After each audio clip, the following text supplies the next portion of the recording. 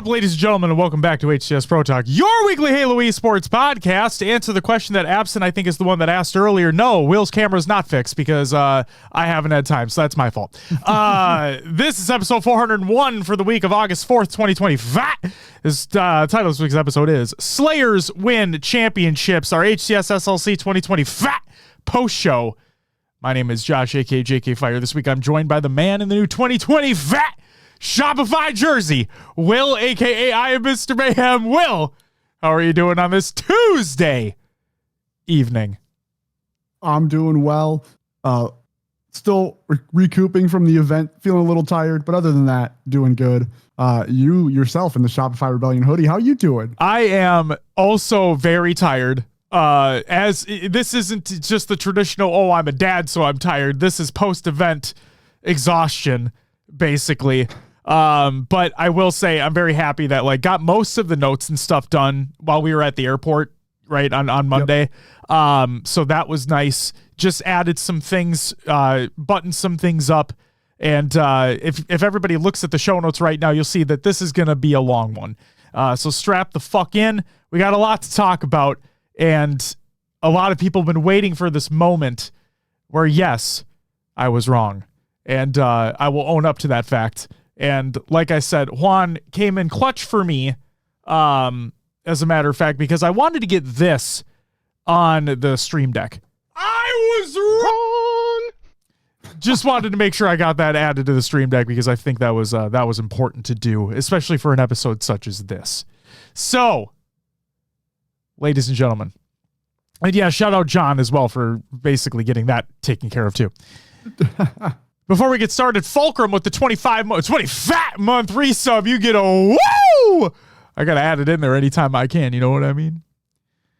Zarn says, yeah, I can't believe you're wrong about that commander's ability. Yeah, you're fucking right, dude. I was wrong! Yeah, that's right. I feel like that one's going to be used a lot. But yeah, we had a lot to talk about. Will, do you want to know what's on this week's episode of the show?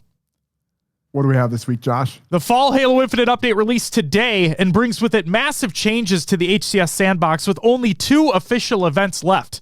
Organizations take a break for 2026, and our HCS SLC 2025 post show breaking down the entire historic event. So, without further ado, let's get into some competitive news.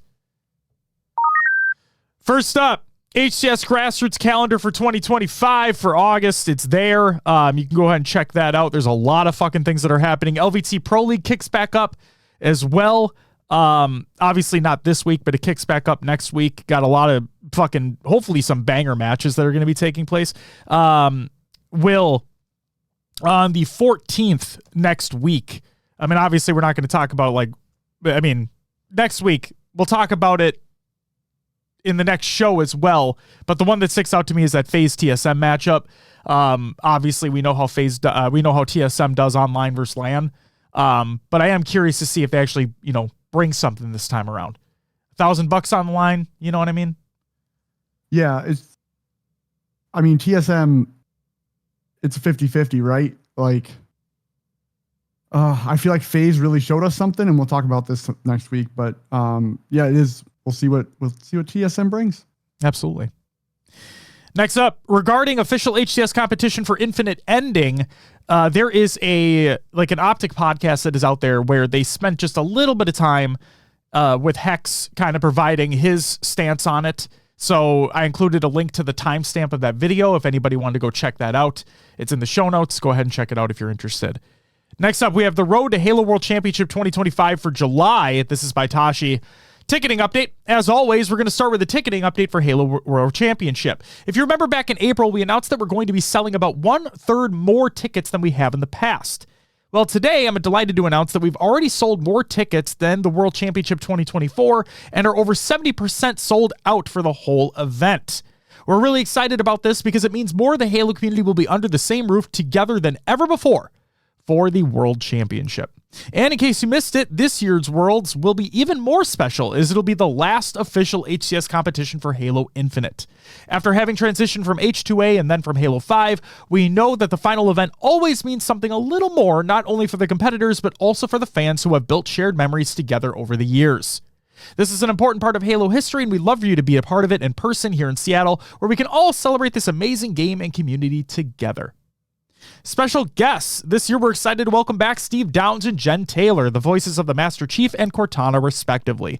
Halo events are always more special with these two in attendance, and we're very thankful to have them joining us once again for Worlds. Steve and Jen will only be in attendance on Friday and Saturday of the event, where they'll be participating in fun panels on the community stage, signing sessions for the fans, as well as VIP exclusive photo opportunities. We'll be sharing their detailed schedule closer to the event date.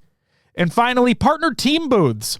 Last month, we confirmed that both Space Station and Shopify were going to have a booth at Worlds. And this month, we're excited to confirm that Cloud9 will be representing in full force. The team at Cloud9 are eager to represent at the World Championship and are in the kitchen cooking up a great experience for fans in attendance.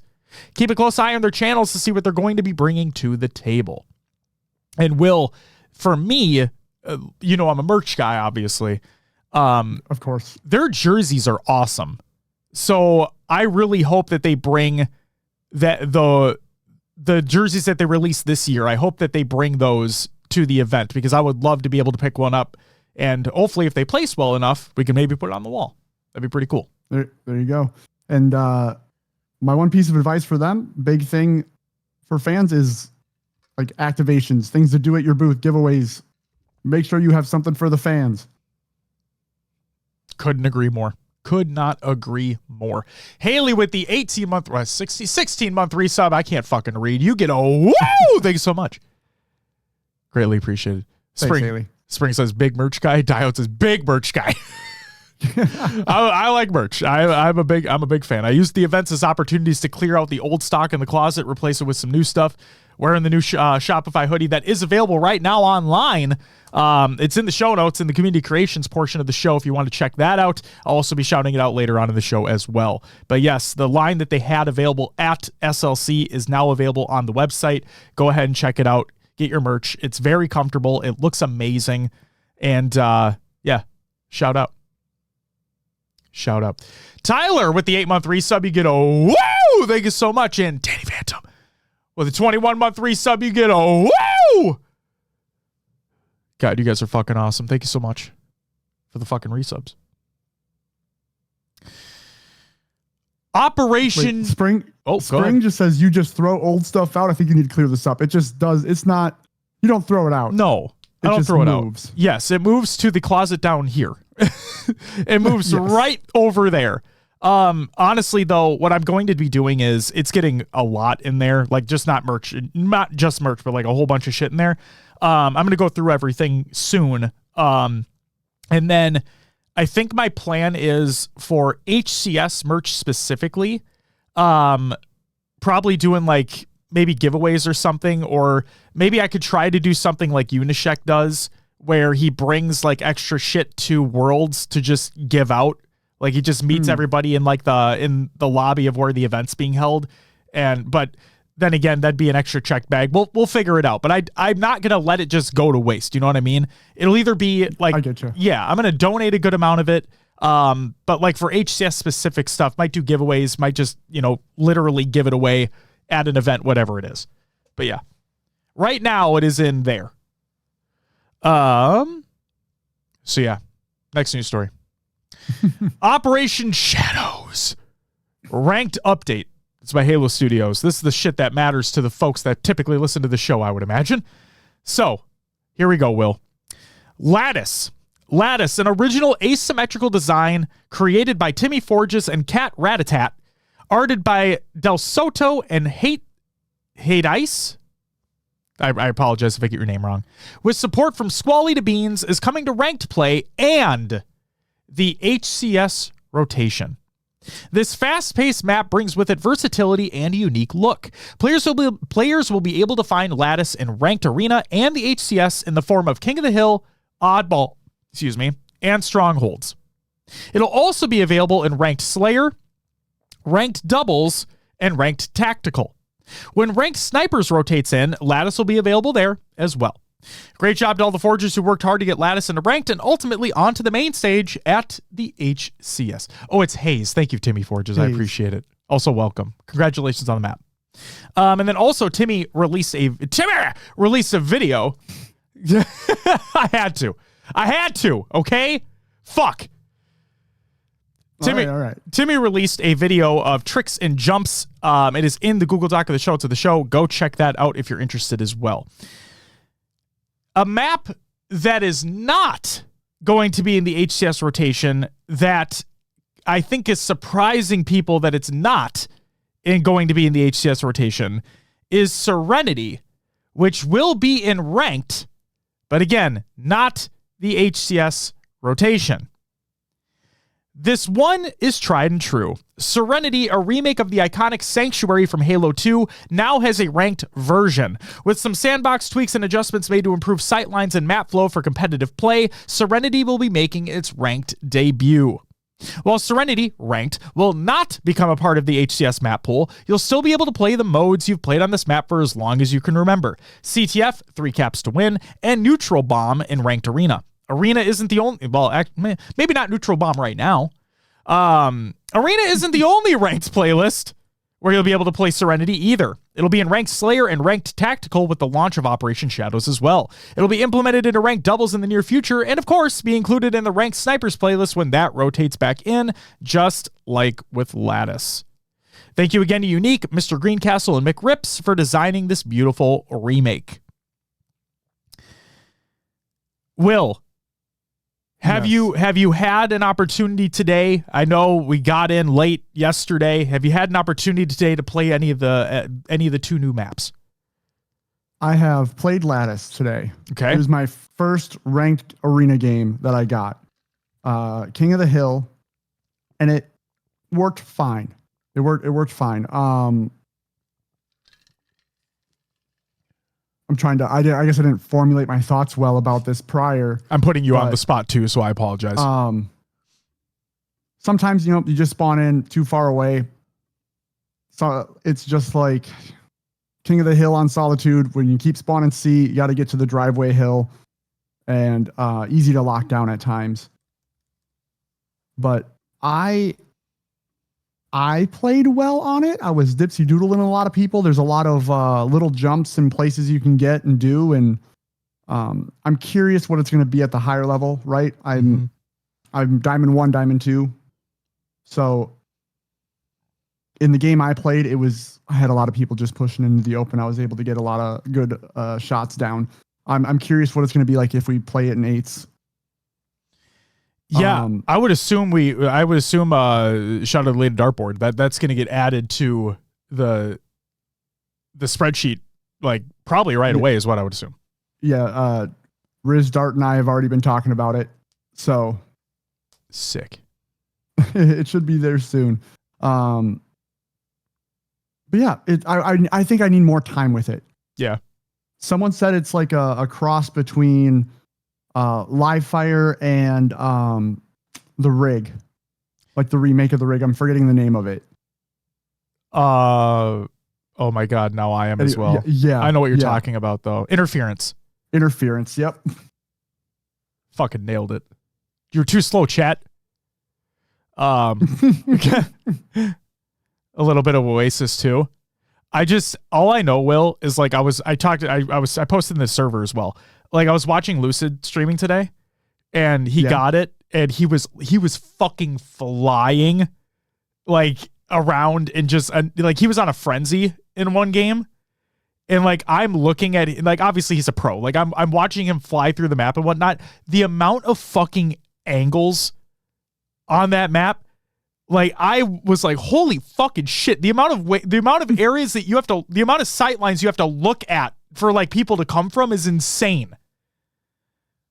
So I can only imagine what that shit's going to be like in pro play. Like that's going to be crazy. Yeah. I think you're just going to have to find routes with cover and battle your way through. Get damage down, have people, back down from their positions, make a little progress. Hell yeah, man. Also, Celeste, I want to say, did see you on the main stage. Yes. So, but yeah, it would have been nice to congratulate you in person, but you're in the shout out section, so don't worry. KHOI. I was going to try to do something funny with like a pronunciation, but I'm not going to. Thank you for the follow. Welcome to the live show. Greatly appreciated. All right. Next up. The Vestige Carbine. The Carbine's back. Along with the 2 maps coming to the Ranked suite, we'll also be introducing Halo Infinite's newest weapon into Ranked, the fucking Carbine. As beautiful as it ever has been, the Carbine is a precision weapon that gives players another way to compete against other medium and long-range weapons like the Battle Rifle, Stalker Rifle, and more.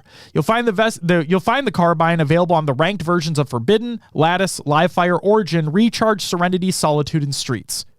Weapon racks that are set to spawn tactical rifles, okay, so not just commandos, but BRs as well, now have a chance of spawning the Carbine. The Carbine has also been placed on the following ranked map variants: Forbidden, Lattice, Livefire, Origin, Recharge, Serenity, Solitude, and Streets. Okay? Will, have you tried the Carbine? Yeah, it's fun. It shreds. It's loud. I heard it is very loud. Yeah, it's like double the sound of every other gun in the game. I don't know if it's a bug or if they just need to like turn the volume down a little bit. Maybe they didn't, I don't know. Something must have happened because it is extremely loud. Yeah, that's what I've heard. Do you think it'll be G8'd? I think it's too early to tell. I don't think they should. It seems like it's that middle ground between, it looks like a middle ground of time to kill between like a commando and a bandit.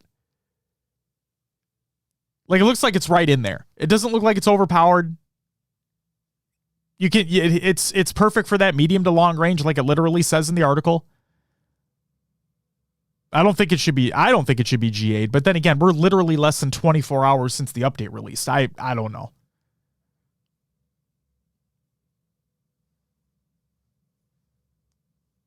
Absent says it beats BR and Bandit in both medium and long.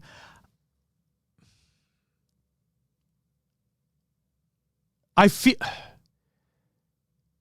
okay. I cannot definitively say because I haven't played with it yet.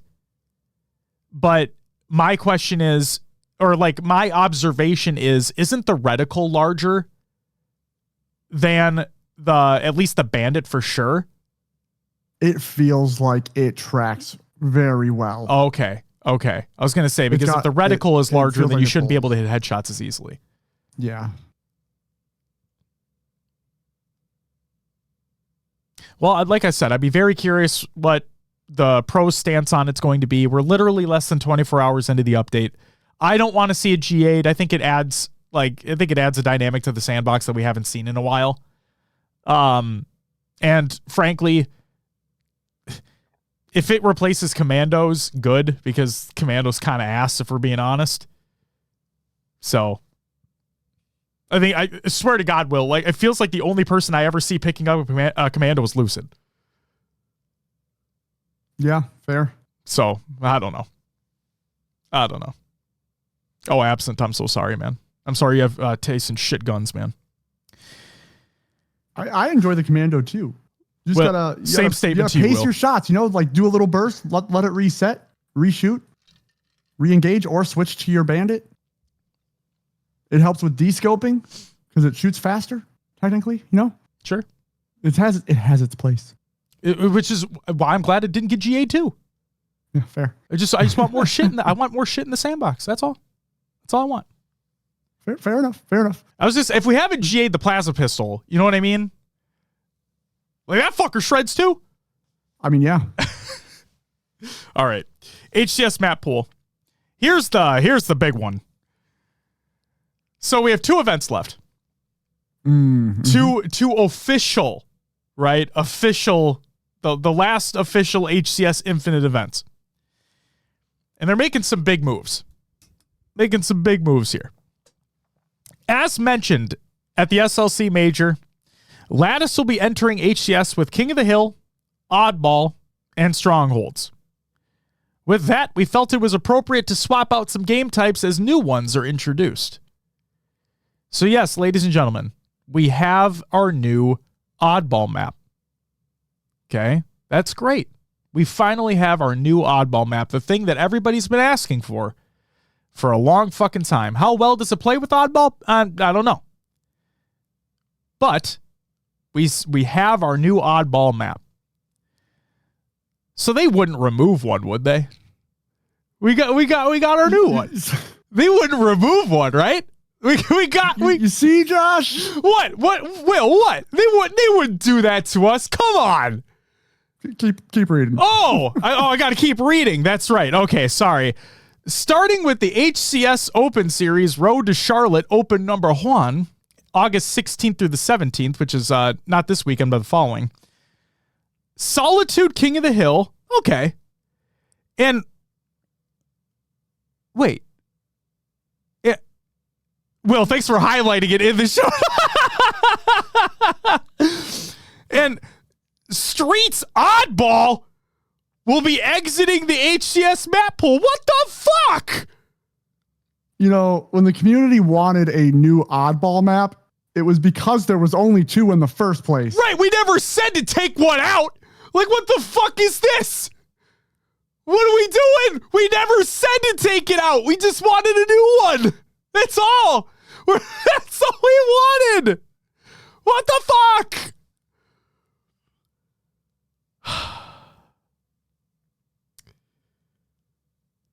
Based on feedback. Yeah. Oh, go ahead, Will. What were you going to say? I was just going to say Solitude King of the Hill out is kind of crazy as well. Like, yeah. I didn't hate it. I'm not a Solitude fan. Like, I'm genuinely not. I was never a Plaza fan in H5 either. I know I'm a heathen. I get it. But like, I said tolerate in Discord, but like, I would go so far as to say I liked it. I liked King of the Hill on it. Because yeah. I liked how the setups were done. Like, I liked how the map flowed with King of the Hill as well. And yeah. And then Streets Oddball for me, like, I loved it. I loved Streets Oddball. I wouldn't say I loved it, but I just feel like we needed another map in rotation for Oddball. Yeah. And now we're just right back where we were. I think the reason why I loved Streets Oddball so much is the way that the way that the map and the game type together flowed. The fact that like, obviously you'd be trying to make those plays for camo and whatnot, but then also just the fact, like, the beautiful part about the rotations, like, if you're getting collapsed upon in one area and then if you're able to execute that rotation perfectly to like the other side of the map or whatever it is and continue getting ball time, I love the cadence of Streets Oddball. I thought it flowed great. And now we're losing it. Based on feedback, of which we have no idea whose feedback was received here. Streets Oddball will be exiting the ranked arena map pool as well, while Solitude King of the Hill... What the fuck? Well, Solitude King of the Hill will still be available in ranked arena, but at a lower weight. Wow. As for the HCS, we will continue to monitor community feedback. Which community's feedback are you monitoring? And data on all game types as we move toward the final stretch of the season.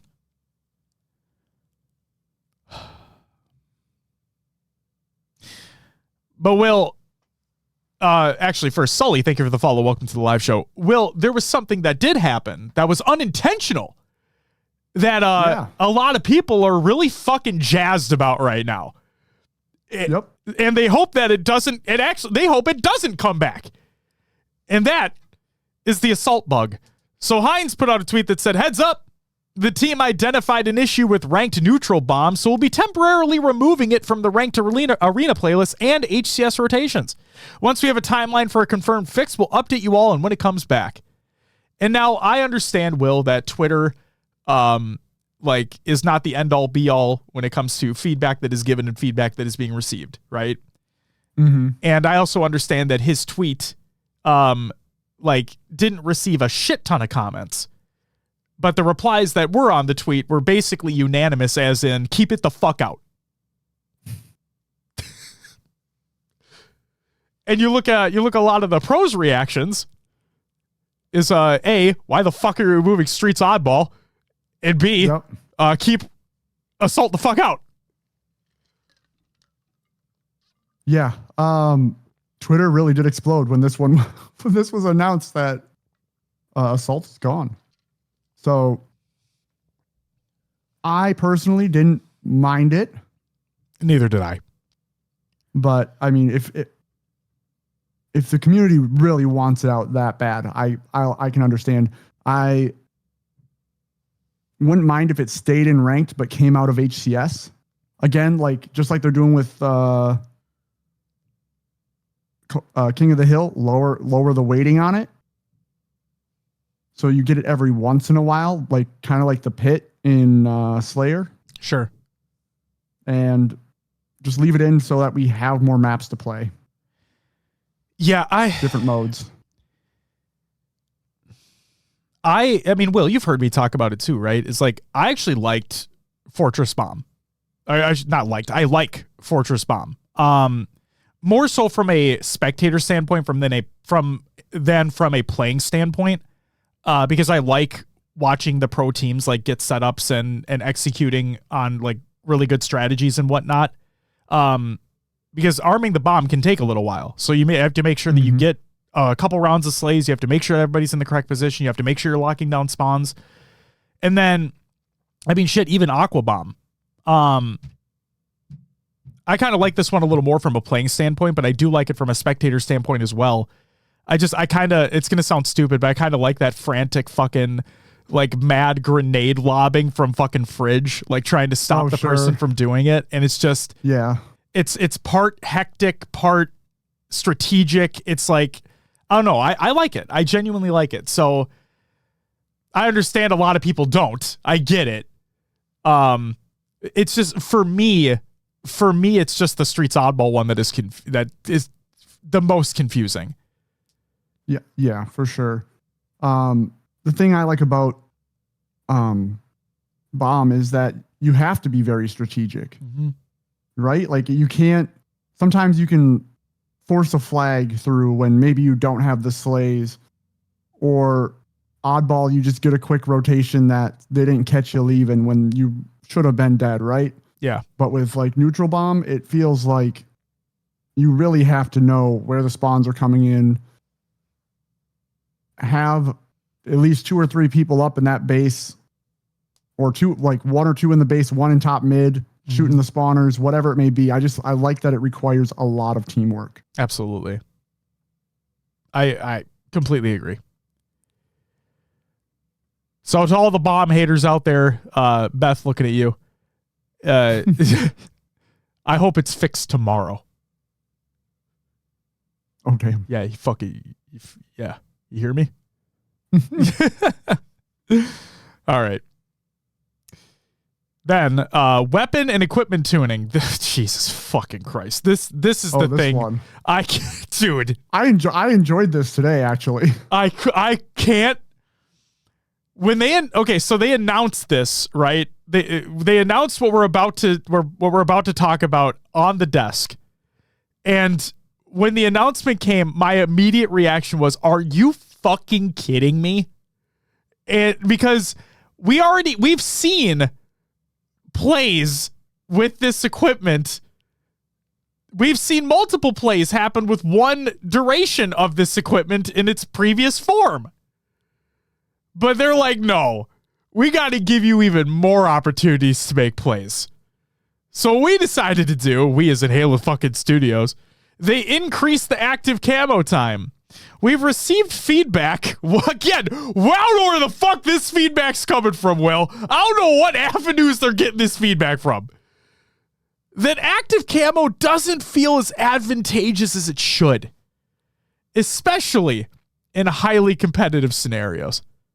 To help Spartans make more inventive plays, we have raised the effect duration of active camo from 30 to 45 seconds. It's too long. No fucking shit, it's too long, Will. Dude. No shit. 45 seconds. So today, when I was playing through my ranked games, I pulled camo on Solitude. Yes. I forgot, like it clicked in my head mid camo, like, oh damn, like I have another 15 seconds of this. I lived around tower for so long. I think I got the kill first to get camo, popped it. Someone pushed from poster stairs, got the kill there. Teammates were fighting in dip, was able to shoot across. And then I was getting pushed by the 2 spawners again up poster stairs. And with that camo, I had enough time to get up into tower, dipsy doodle around a little bit, wait for my teammates to come back, and then engage again. So it's far too long. I don't know what else to say. Maybe 35 seconds. 45 is way too long. It's fucking insane. It is genuinely fucking insane that is what they landed on. Because there's also something, give me 1 second here.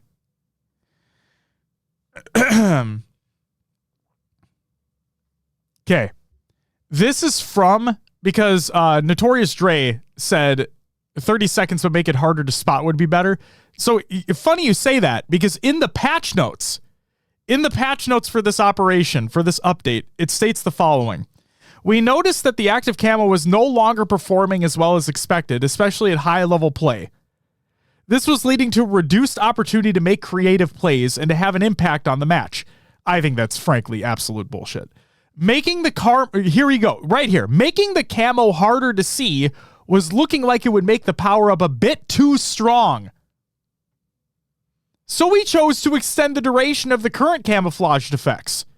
In our playtesting, this has allowed the camo player to play each situation a bit smarter so they can wait for the opportune moment to strike. And then if they survive, they can take another moment of opportunity to strike. And then if they wait even longer, they can take another opportunity to strike. And then you probably have 10 seconds left on the camo, so you could probably have another opportunity to strike. Like, what the fuck are we talking about? Yeah, this one's got me scratching my head, Josh. Riz says it's a fucking power-up. It should be strong. Riz, I don't disagree, but camo already was strong. I know that they're apples to oranges, okay? I get it's apples to oranges, the comparison I'm about to make, Will, but I'm curious your thoughts on this too. When a player picks up overshield, for example, the very second, like the moment that it is activated, it is very strong. Like, it is very, very strong. But the second after it's activated, you can just get fucking melted. You could. And I understand that camo in a high level play, these players are able to point them out fairly easily. But I don't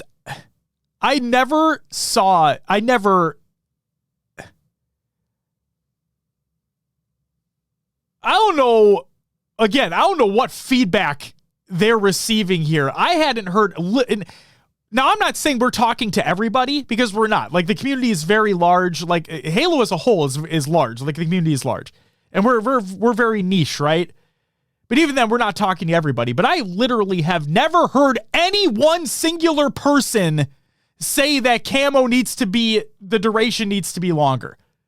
I wonder if this came from people saying camo's too easy to see now.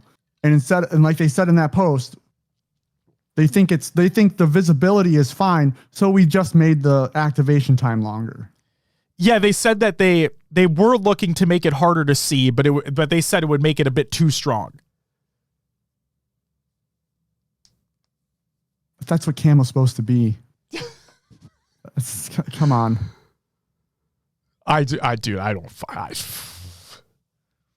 not in agreement with that one. No, this one shocked me. This one fucking shocked me. Blueby says it's about impact. Camo will now be able to have a greater impact and be more impactful. It was already impactful, though. If you used it appropriately and you used it effectively, it was impactful. You don't need more time to do that. Even with a 30-second timer on fucking streets. a 30-second timer, you can loop around the map like 3 times at least. If you're not spotted, as long as you're playing it effectively and playing it and you're actually using strategy to effectively use it, it's impactful. It was impactful as it was. It's crazy. I'm dumbfounded. Teflon Dom, Blueby, and oh God. I'm just gonna say Lad. Thank you for the follow. It's greatly appreciated. And Texas guy with the gifted sub to Teflon Dom. You get a woo! What's up, Rice? How's it going, man? Rice, please don't tell me you like this camo change, please. Please. Please, for the love of God, don't.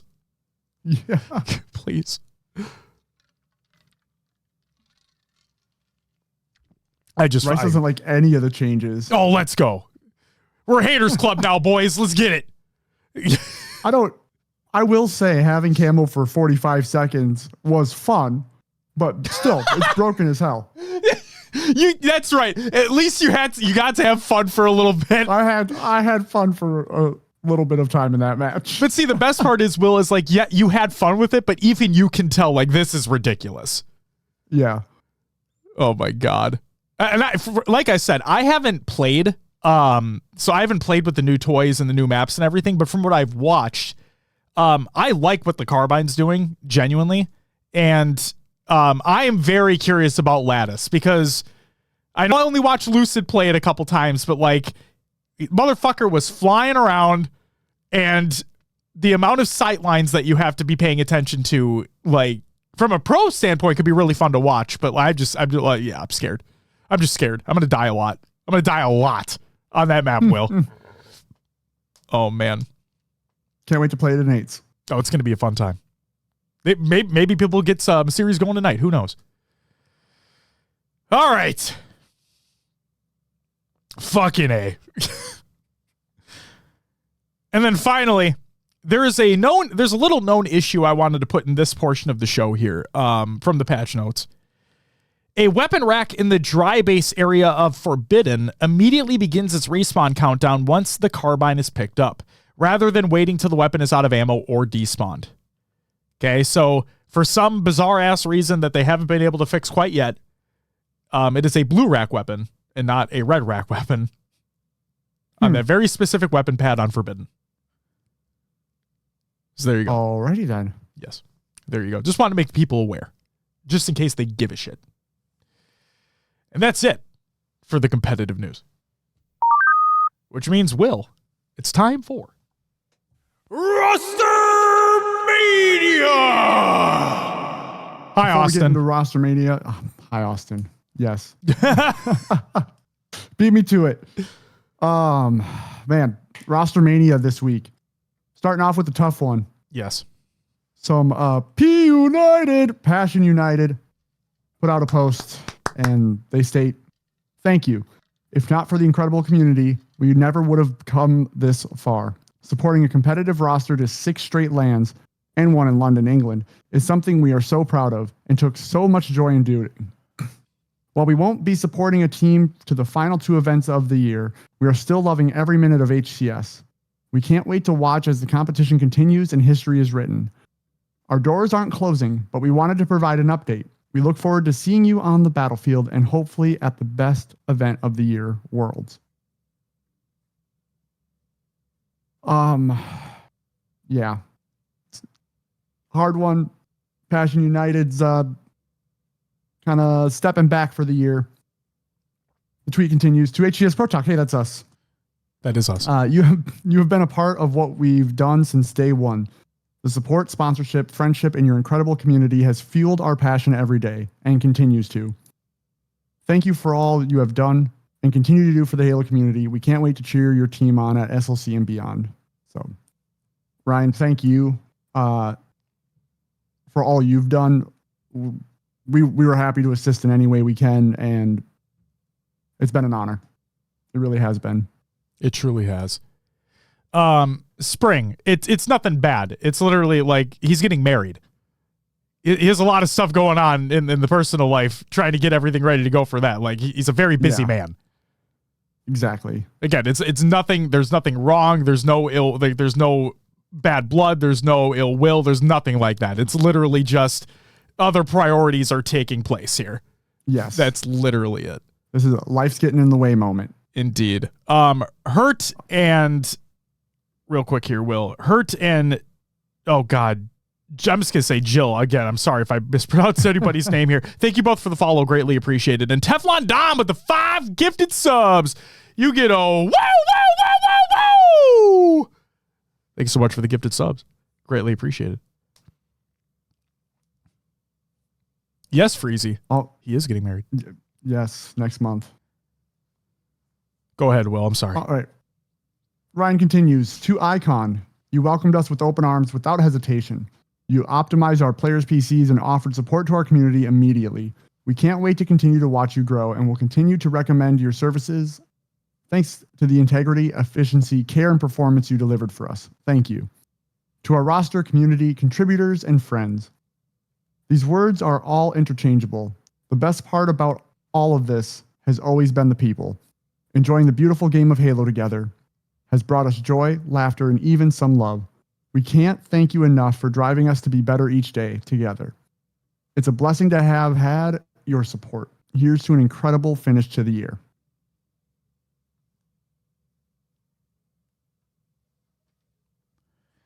Only thing I'm going to say is thank you for allowing us to support you and Passion United.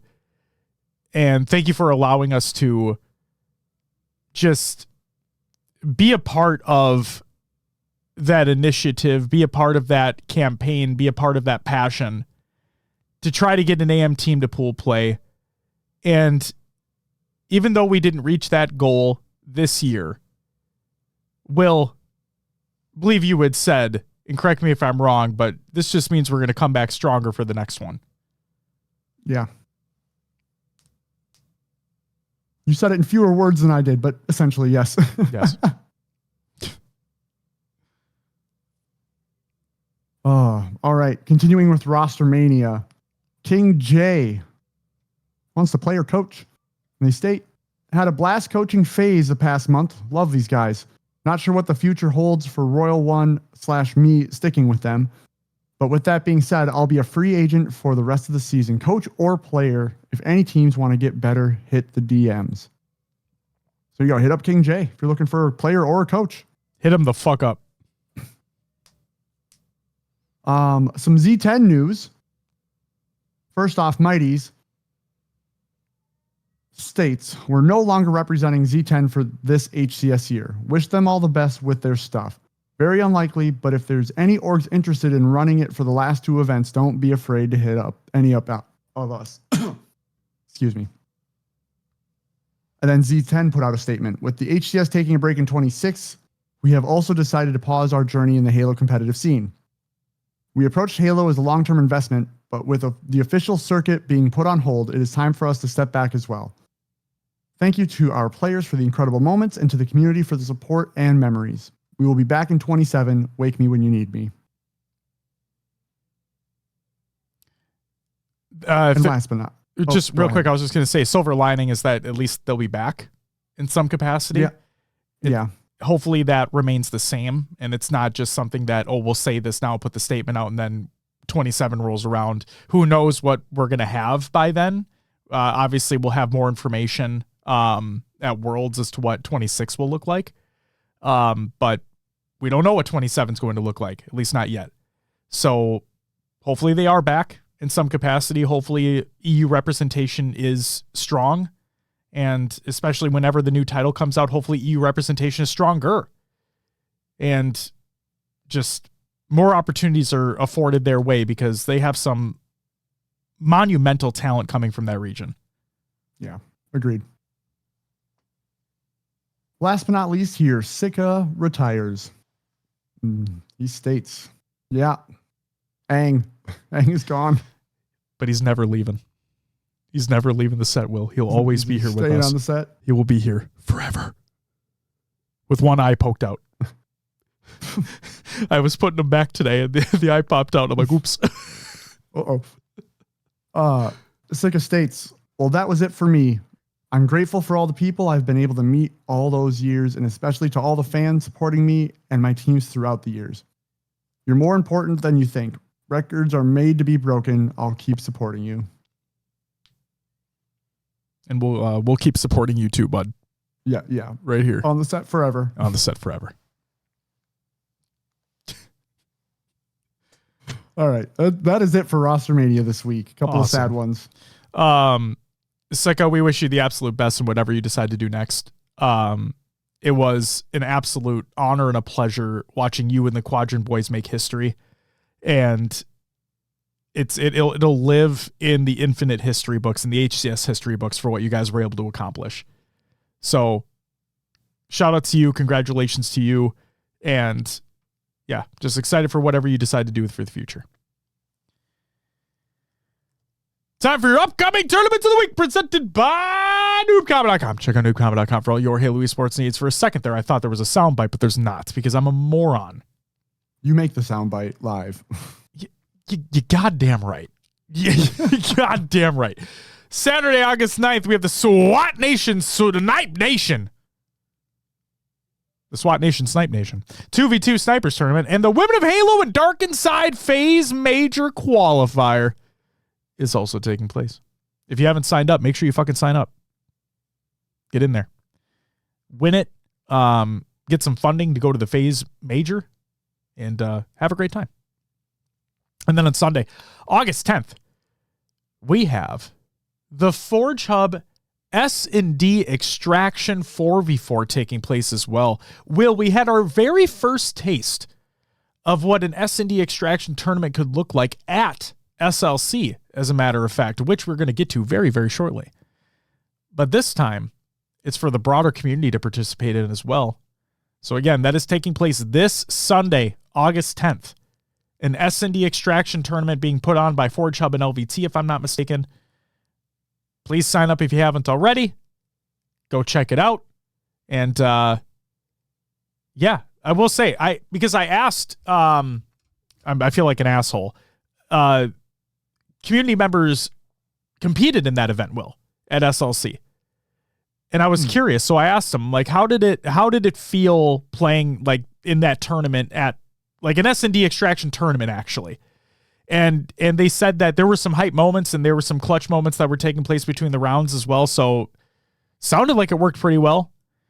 And we're going to talk about in the update that released today, there were some Forge updates that released, one of them being a radial menu, which could be really that'll be nice. Yes, that could be really, really fucking huge. Like to maybe revamp the buy menu. So we'll have to wait and see. But that's it for your upcoming tournaments of the week presented by noobcombo.com.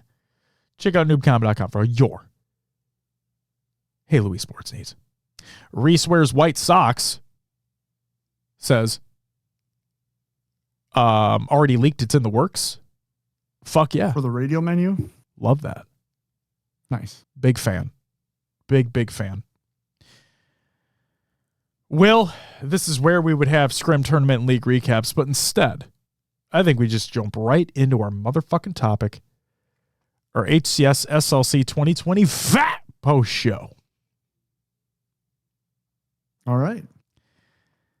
So I have things in order here for how we're going to talk about them. So we're going to kick things off with some side tournament results.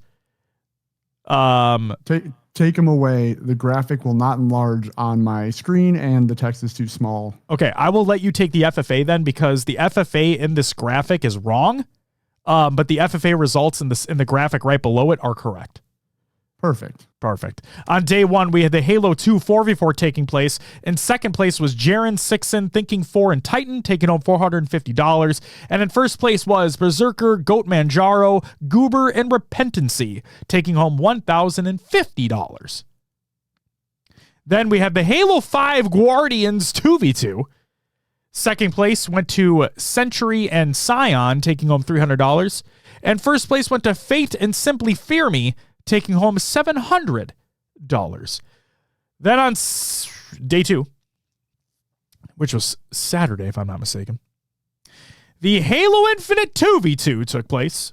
Second place went to Sirion and Sylvanic, taking home 450 doll hairs. And in first place went to Uzi and Zuzi, taking home $1,050.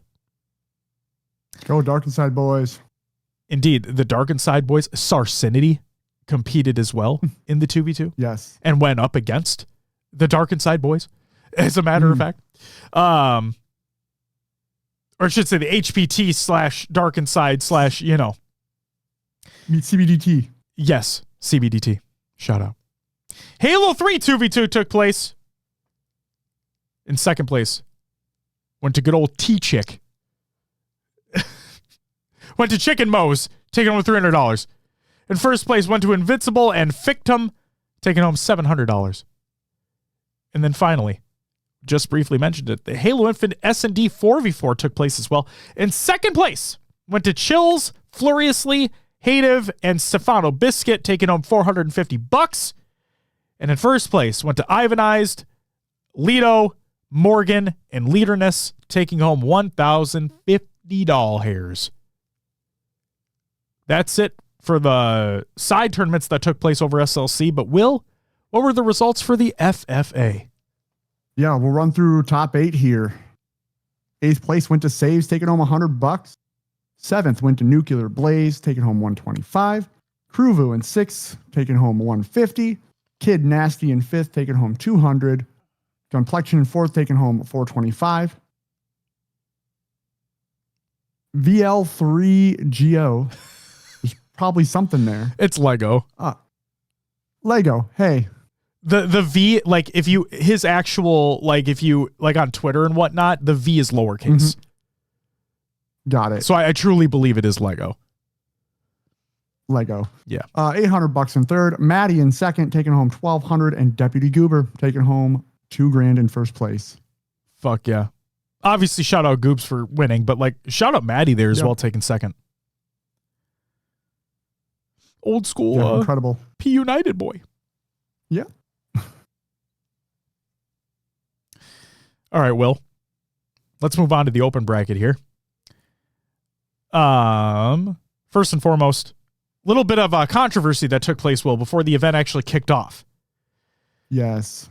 Omit Black, the previously number 1 seeded team heading into the open bracket, had to substitute 2 players. They brought in Lego and Command Station. Therefore, they had to forfeit their number 1 seed going into the open.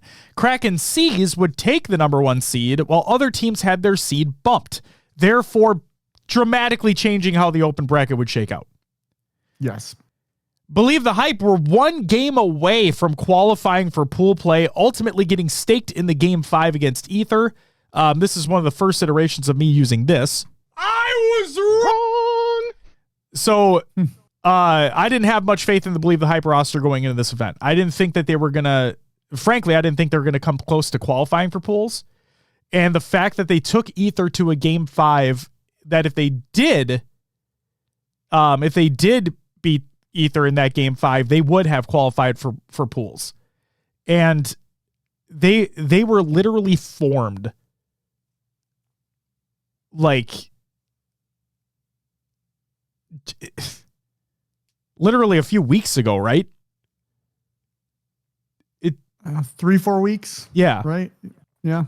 It's just the fact, because this was my question leading into the event, is how are they going to perform being formed? So how are they going to perform at the open bracket, considering they formed in a relatively short period of time? And they performed lights out up into that Ether series and up and through that Game 4. But that Game 5 was rough. I think the end score, Will, was 50-20. If I'm not mistaken. That is rough. Yeah, it was on if I'm not mistaken, it was on Live Fire. And yeah, they just kept getting killed off spawn. So sometimes it'd be like that. What are you gonna do? Yeah.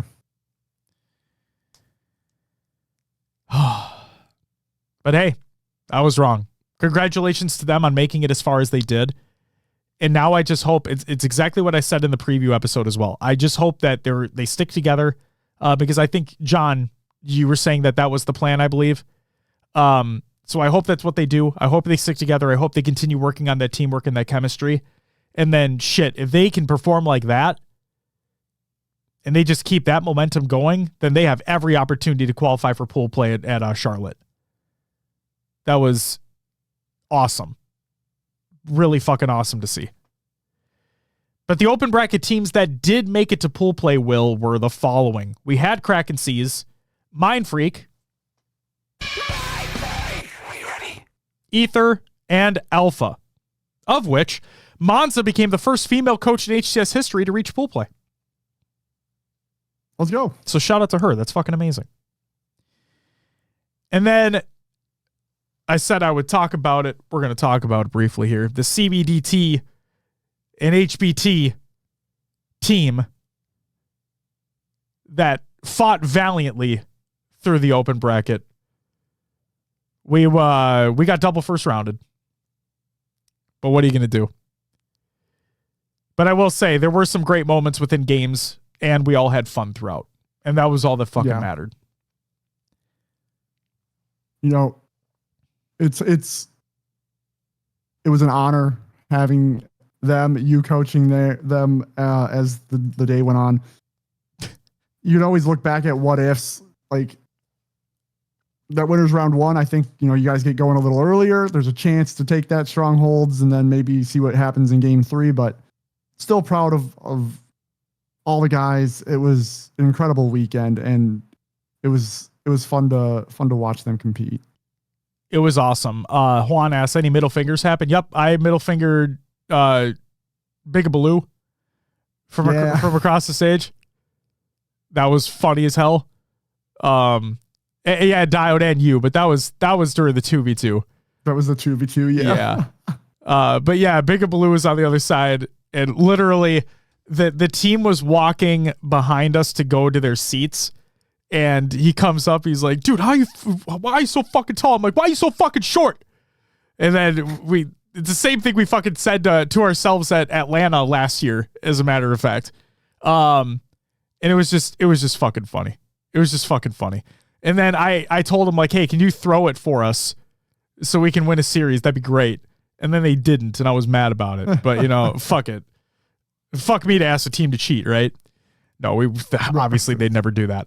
But no, it was really funny. It was a really good time. Diode, regardless of whether or not you think so, I just want to say one play that really stuck out in my mind, Will, was the Solitude Slayer, as a matter of fact. We had a really fucking great start and a really great finish that we were too far behind. We didn't get the win anyway, but we had a great finish that if we were able to kick that off a little earlier, maybe we could have brought that back. But there was a late camo play by Diode, as a matter of fact.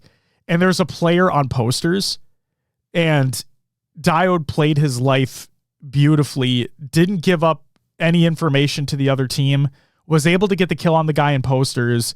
They were able to get numbers on the map, and basically they made the enemy team continually go after them, and they were getting pick after pick after pick, and we were climbing our way back up. It was a little too late, but it was that play sticks out to me specifically because, again, I thought it was executed perfectly by everybody. Everybody was playing their life really well. We knew Diode had camo. He wasn't getting over aggressive, was getting information for the team. We had the player on posters. We get him dead, get a couple picks that go our way. We have them on a spawn. We're able to get some picks off as well. But like I said, it's just too little too late, but it's moments like that that really stick out. Be like, these are things that can be built upon. Right. So yeah. And there were many 100%. More. It wasn't just that play. There were many other plays and many other moments that were really fucking great and really felt good to watch and be there with. And like I said, there are things that you can build off on. There's things you can look back upon and be like, it's one of those things, right? A couple more things go our way, we could have had that win. So, but there you go. Anything you wanted to point out with open bracket, Will?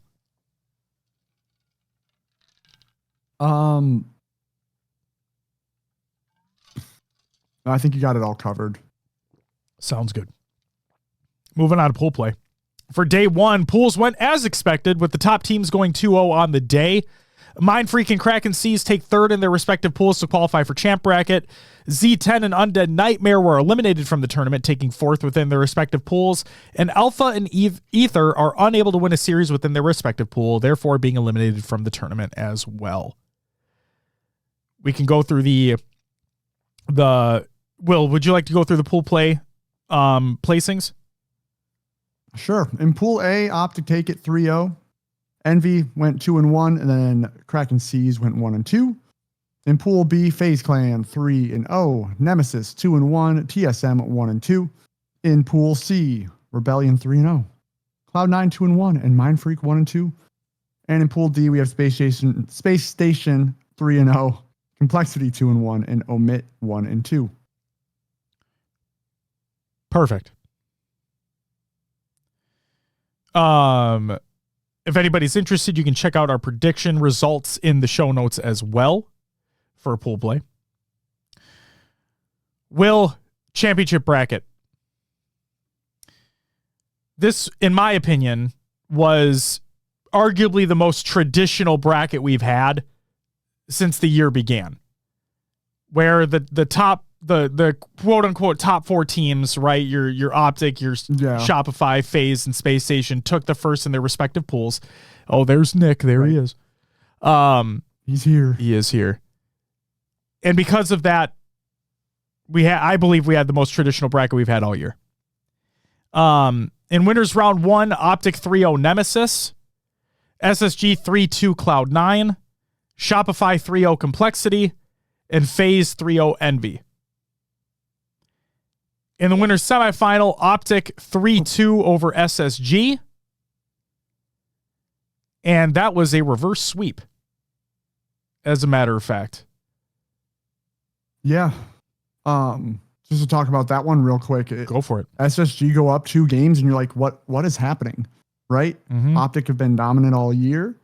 Going back to winners round 1, they just beat Nemesis 3-0, who have given them issues in the past, right? Yes. So you think they're going to come into the semifinals hot against SSG, and SSG go up 2 games. And Optic didn't look like themselves in this series. Josh, we both talked about it. Yes. Optic just didn't look like the normal Optic we were used to seeing. But they do end up coming back and completing the reverse sweep on SSG. And Formal had an after series interview for the ages on this one as well. Yes. So go ahead and make sure you check out the VOD for that one, because that was fun. Smiley with the 24-month resub, you get a woo, and the gift 5 gifted, you get a woo, woo, woo, woo, woo. Thanks so much, Smiley. Greatly appreciated, man. Thank you. Oh, we'll talk about the Slayer thing, Dementor. Don't you worry. Yes. Don't you worry. That bit them in the ass real hard. So yeah, Will, you said it. I'll reiterate as well. I said it the moment the series ended when we were sitting there and watching. This Optic that we saw did not look like the same Optic we saw in Arlington and Dallas. And there's going to be a sentiment that I'm going to carry throughout the rest of the post show regarding Optic. And there's a take that I'm going to share at the end of that as well. So stay tuned for that. I'll live and die by my take, and I will admit when I was wrong, which happened quite frequently. Don't get me wrong. But after that series, something stuck out to me, and it really did look and feel like we were not seeing the same Optic that we saw in Arlington and Dallas. Shopify then went on to 3-1 FaZe. And now we move on to the losers bracket. In losers round 1, Mind Freak, they reach their wall here. Nemesis eliminate Mind Freak from the tournament, going 3-0. Kraken Seas also hit their wall here as well. Yes. Cloud9 eliminate Kraken Seas with a 3-0. Then we got this one. Yep. Will, do you want to tell the folks what happened in this losers round 1 matchup, please? TSM. Yeah. Beats Complexity. Oh. 3-0. Huh.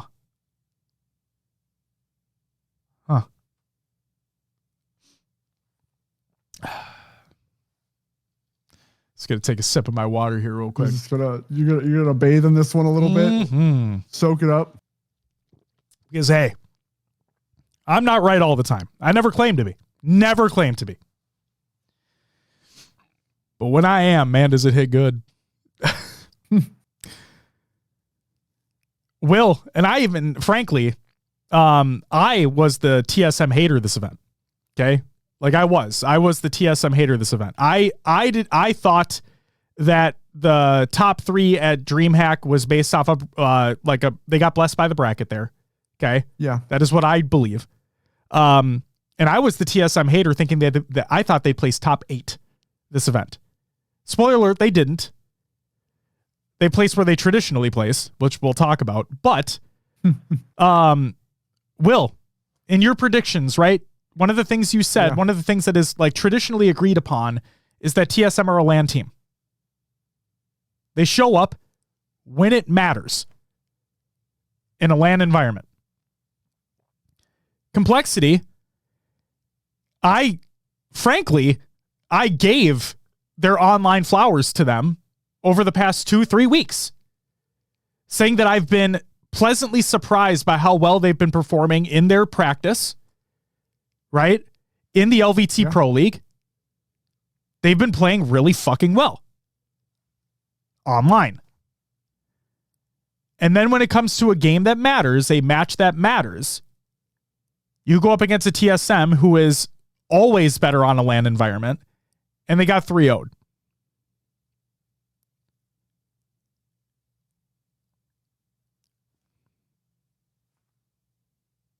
So I think it was Dallas, if I'm not mistaken. It was Dallas or Arlington, one of the 2 events, where Complexity had to go up against Optic in losers round 1.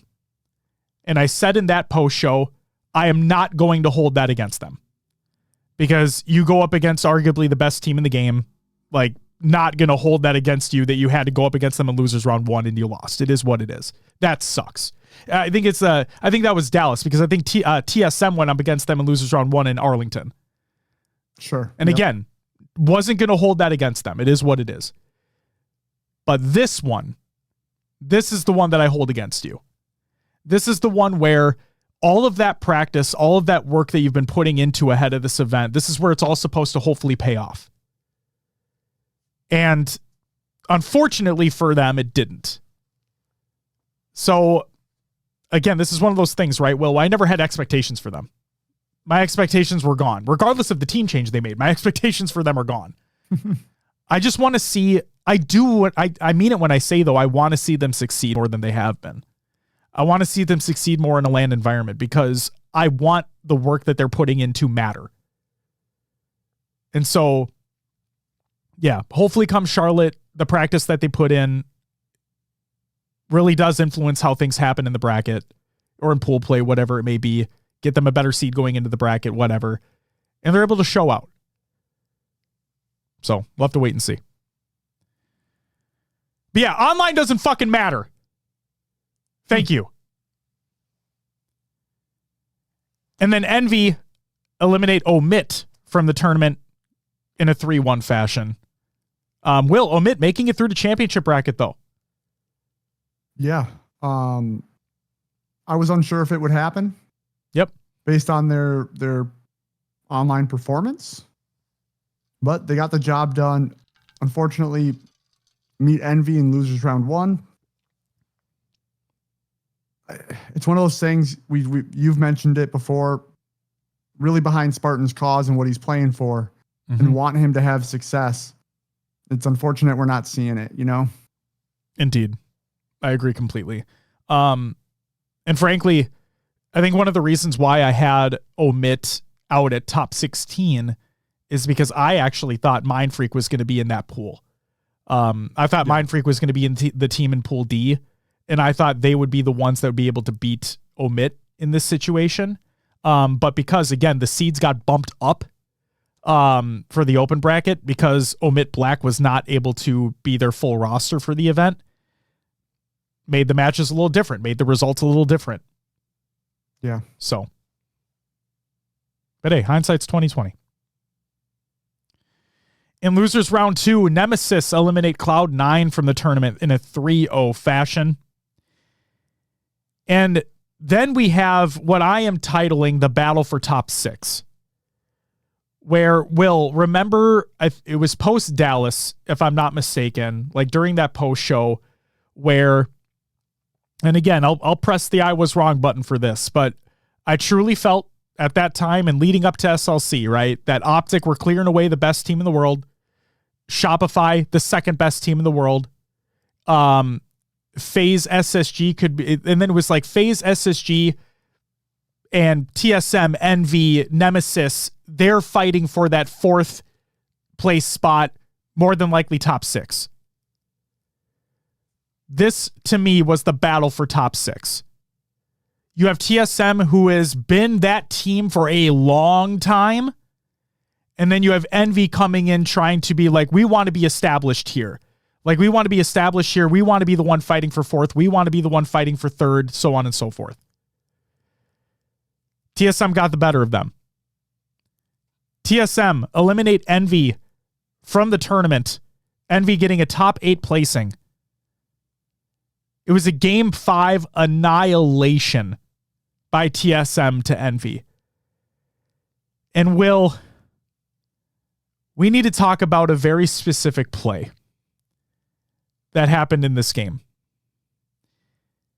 Jason, if you ever listen to this, I'm not trying to dog on you, okay? But I watched this happen, and I, frankly, and again, I'm not a pro player, never claimed to be, but I watched that first play of the game, and I was dumbfounded. Let me paint a picture for everybody. Game 5, it's Descendant, by the way. Ronan, it's Descendant. Game 5, Slayer on Origin. So the Coliseum remake. Descendant decides that he's going to be making a play for Rockets. He's going to make a play on the Rockets side of the map. Going up Rocket ramp, there is an elevated part of the ramp on that right side. Okay? They were on blue side. Okay? Yes. So there's an elevated part of that ramp on the right side, which is like facing the edge of the map. Okay? Right. He jumps on to that elevated ledge, making himself fully visible by anybody and everybody that is watching from the bridge or S3 or wherever the fuck you want to be. And sure as shit, he immediately starts getting shot off the rip. As soon as he starts going up the ramp, he immediately starts getting shot at. And then he doubles down. And instead of backing off, he keeps going up and he jumps off and around to try to piv the other player coming up the rocket ramp on their side of the map, all while getting fucking pegged from from sniper or bridge. He gets obliterated. Gives up rockets for basically free. TSM on the other side of the map also secures sniper. And I know guys, I'm the first to fucking say it. Traditionally, a Slayer game doesn't start until around the 30th kill, right? Because typically a team may get a big lead, but there's ebbs and flows, right? A team can come back. It is what it is. See it all the time in Slayers. This game was over from the moment that play happened. It was over. TSM get rockets basically uncontested. They get sniper on the other side of the map. They get 2 kills with the rockets immediately. They get them on a spawn rotation the entire fucking game. It was over. There was no coming back. And so again, I'm not trying to just straight up dog on Descendant because I talked to Yaxon as well. Like, when it's a team, loses a team, right? Yeah. There needs to be a better discussion there when the game starts, who's making the play call, shutting someone down when they're trying to make a play like that. Whatever, it's win as a team, lose as a team. But holy fucking shit. Watching that, I'm not kidding. I was watching him run up the side. I'm like, whoa, what are we doing? What is happening right now? And then when he jumps out, instead of like just trying to back down, get a better position, whatever it is, he just jumps out. I'm like, uh-oh. And it was off to the races for TSM.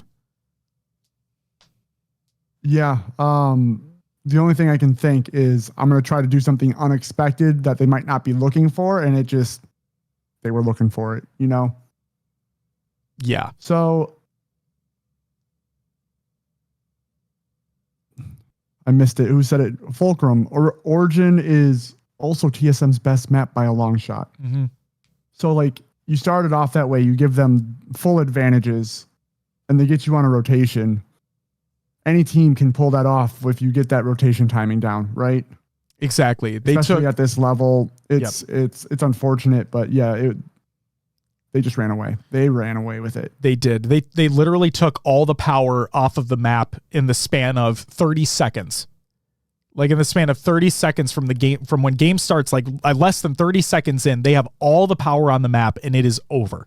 It's just, when you get a run like that going so early on in the game and you're able just to have them on the back foot the entire time, especially on a map like Origin, it's so fucking difficult to claw back like that. And so I'll tell you one thing, that they will never make that play again. They will never make that play again. So TSM move on. They guarantee themselves top 6. Losers round 3. FaZe eliminate Nemesis from the tournament in a 3-1 fashion. Nemesis continue their streak, the streak they so desperately want to break. And frankly, they're a team that I truly believe can break it. Hopefully Charlotte, if not Worlds. They get eliminated in the top 6 placing. Their top 6 streak continues. And then another matchup here that I was highly anticipating as well. SSG going up against TSM. The newly formed SSG, ever since the trade between them and the FaZe players. Let's see how they go up against this kind of land monster here in this TSM roster, and let's see what happens. SSG eliminate TSM in a 3-1 fashion. TSM is not blessed by the bracket this time around and is sent home with a traditional top 6 placing. I'm just going to highlight you using the phrase traditional. Yeah. Because a lot of people have stock in this TSM team saying they're a top 3 team, right? Yes.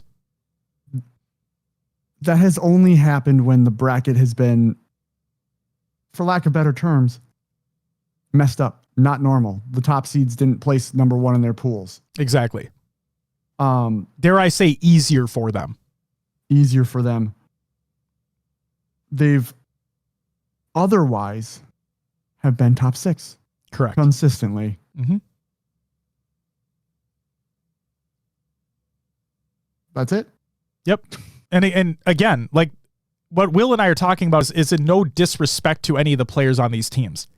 Right. It's just statistics, right? Like context matters. It's what we talk about all the time. Context fucking matters.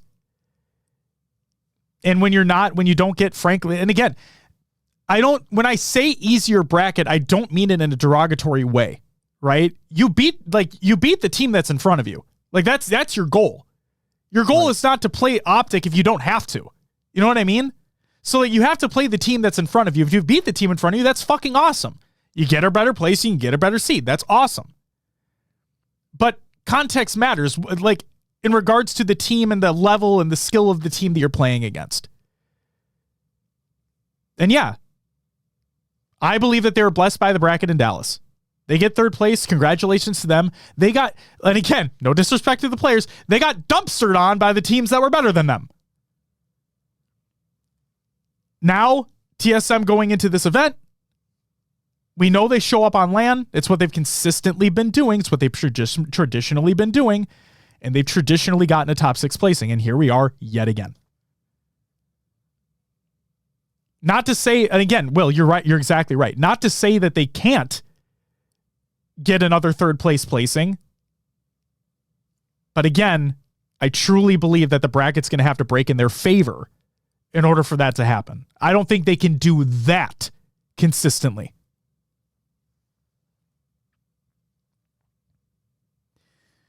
Will, moving on to Championship Sunday, the top 4 from pools become the final 4 on Championship Sunday. In the losers semifinal, we have FaZe going up against SSG. This was, Will, again, when you're right, it feels great. You know what I mean? Mm-hmm. And in my bracket prediction, this was the literal exact matchup that I had happening in this exact spot. FaZe, SSG, who wins the trade? Who won? This was the storyline that was dominating the fucking Twitter spheres and Reddit spheres. This was it. And, well, FaZe 3-0'd him. FaZe 3-0 SSG. SSG are sent home in a 4th place finish.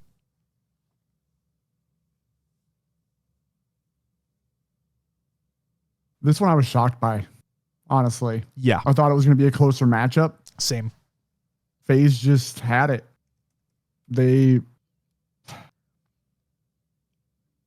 Yeah, Dragar said, the FaZe play fast enough? Obviously they did. Game 1 was relatively close. It was a CTF on Fortress. Yes. It was a 2-1. Slayer on Streets was a 50-43 going by way of FaZe, obviously. And then that Aqua Bomb game. Space Station couldn't get anything going. They just could not get anything going. No. FaZe was out slaying them. FaZe was outpacing them. FaZe was outmaneuvering them. And then, like Diode said, Lucid hit the emote. Fulcrum with the emote in the chat. Lucid fucking standing up, giving the fucking arm shrug like, what are you going to do? Yep. Just putting everything to fucking rest once and for all. All the fucking online shenanigans, all the bullshit, just laying it all to rest, putting it all on the line when it mattered in a LAN environment, showing up, showing out, shutting them down. Yeah. Chuck says it in chat. The point I was going to bring up is Snakebite made some plays. Yes, he did. A lot of online discourse against Snakebite on the team. Yep. Is he good enough? Does he still have? He showed it on LAN. Oh, he showed out. Oh, he's too slow. You gotta drop Snakebite. He's full. He played lights out, and it was incredible to see. And Will, the thing that we always talk about, right, is this is a team game. So yes, individual performances can absolutely stand out, as we've seen. We'll talk about Shopify, right, where I will admit fully that I was wrong. That the cycle and last shot, incredible all weekend long. Frosty, Championship Sunday form for Frosty, which frankly, this, again, no offense to him, I feel like we haven't seen the first 2 events of the year. Snakebite, unbelievable performance out of him. Trippy, doing trippy fucking things, and not just big game Trip. We're talking big series Trip. Every game making pivotal plays. Snakebite, Penguin being in pivotal spots. Lucid putting unbelievable damage down on the map. And again, we know what that team is capable of doing without Snakebite, right? Because this team was literally Optic last year, but it's Snakebite instead of Formal. So we already know that 3/4 of the chemistry is already there. That's already existed. And frankly, we knew what those guys were able to do on a LAN because we've seen it. Unfortunately, second place all the time, but we saw it. Okay? We know what they're capable of doing. And to see it all culminate here, where, Will,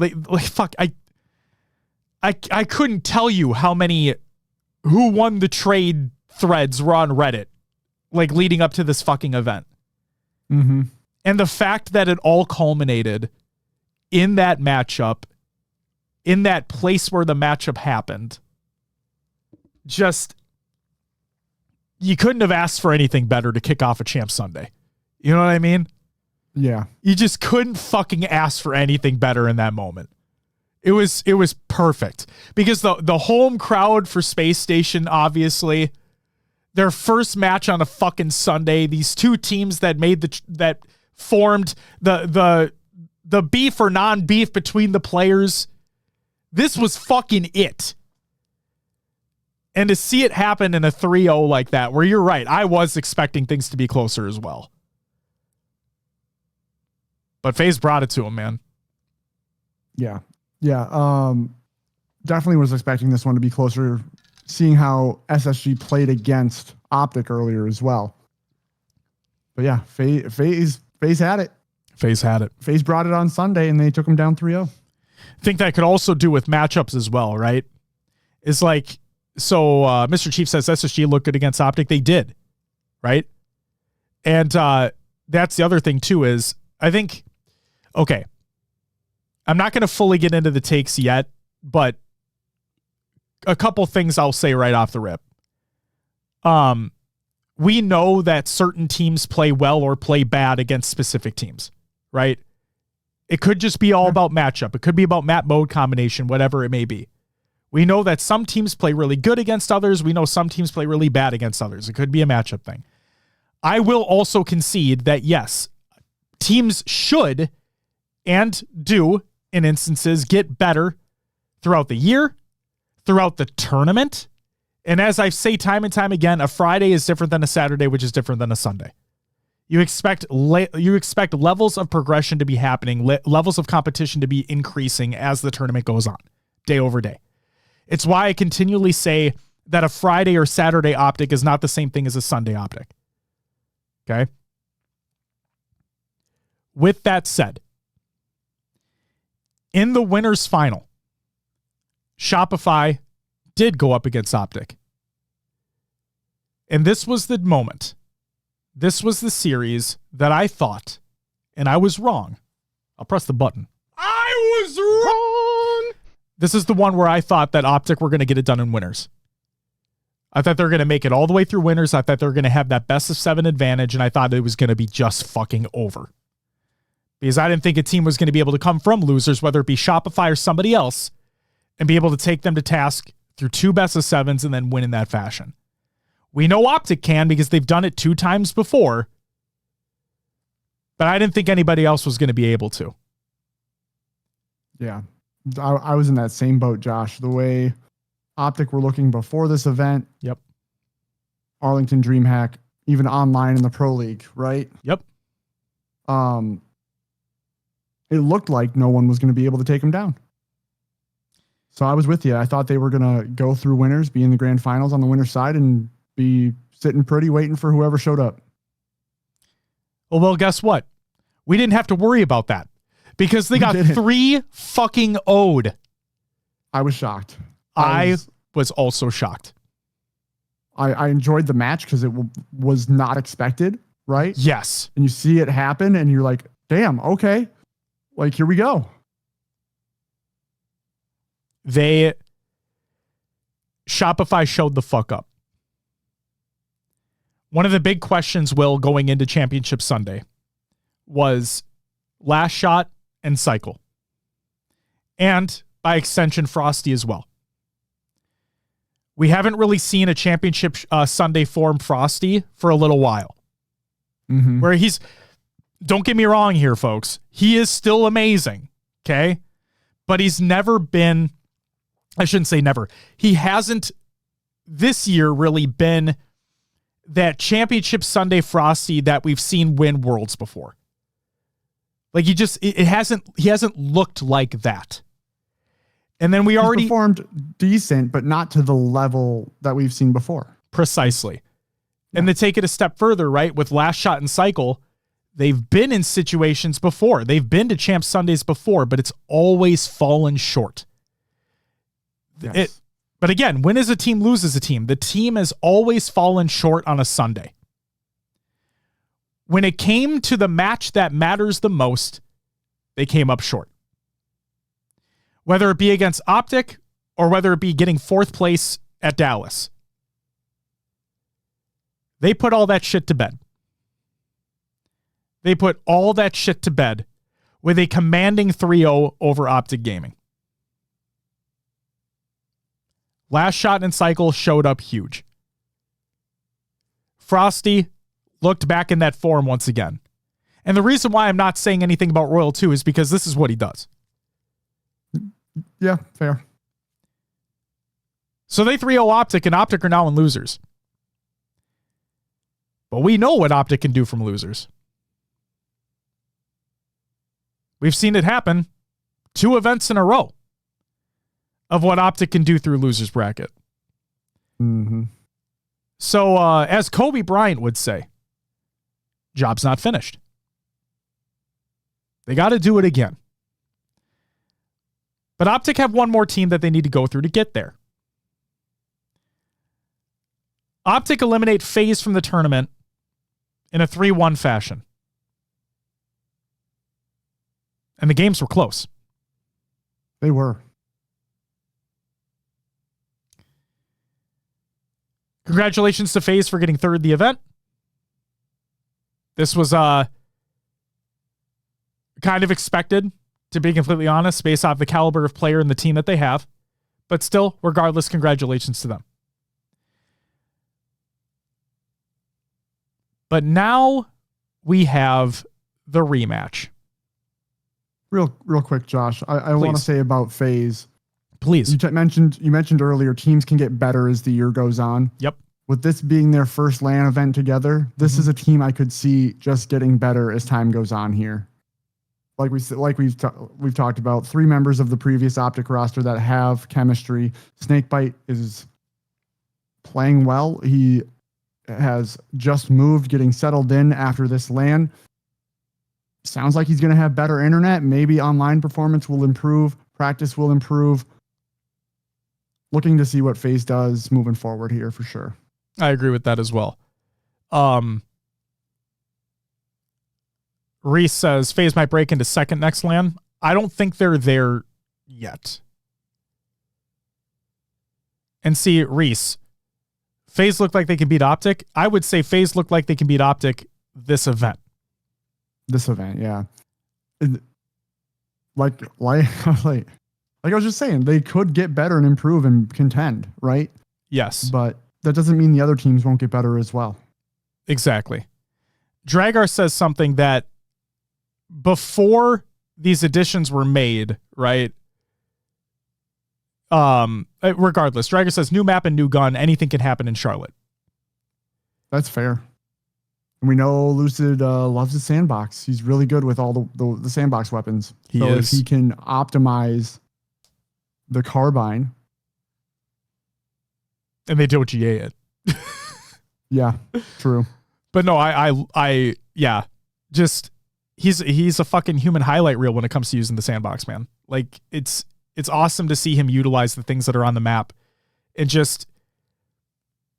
like I said, it really does feel like he's the only person that's picking up commando, or it really does feel like he's the only one that's utilizing these things to the best of their ability. I mean, other players are obviously utilizing them, Repulse and Plasma Pistol and stuff like that, but it's like, I don't know, one of the things we talk about all the time, Will, one of the things that really separated Lucid from in year 1 from the rest of the players, which solidified him as that MVP, right, was what he was able to do with everything on the map. And just having more things to be able to utilize, I think could be really fucking cool. Yeah. A fucking noob says, new map, new gun, and a 45-second camo. The damn camo, man. Oh my God, I love it. I love it. Oh my God, I love it. Because you're not fucking wrong. It's so funny. All right. So, Will, we have the rematch. Yeah, grand finals. Though this is the one that truly matters. Again, we've seen Shopify knock Optic down before. And that's fine. That's all fine and dandy. But that doesn't fucking matter. It matters more than online performances, don't get me wrong, but it doesn't fucking matter in the grand scheme of the land if you can't beat them to eliminate them from the tournament. Or if somebody else eliminates them, for that matter.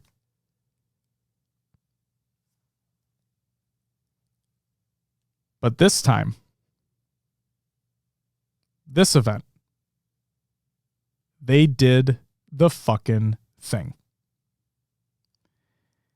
They took them to a game 7 in the grand finals best of 7, but it didn't need to go to a reset. Shopify Rebellion winning every Slayer in both winners final and the grand final, completely flipping the results from Arlington. Where if people want a very brief history lesson, Shopify didn't win any Slayer when they played against Optic in Arlington in the grand final.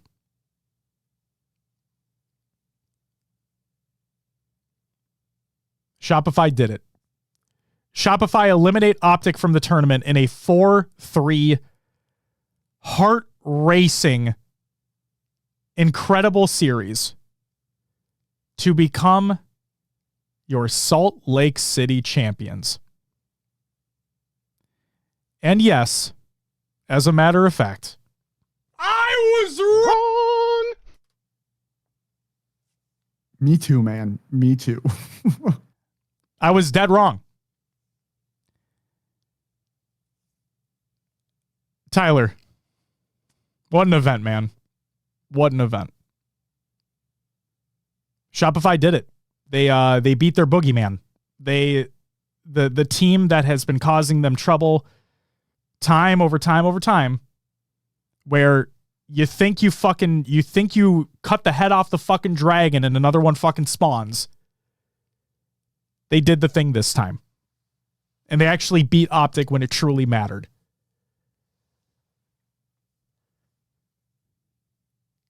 So again, congratulations to Shopify Rebellion. This is Cycle and Last Shot's first major win, I should say. This is their first major win. This is Best Man as a coach. This is his first major win as well. And Frosty just looked back in that form once again. And they looked really fucking good, Will. They looked really fucking good. Yeah. Hopefully they can continue the streak, and if they can start taking some objective games from Optic,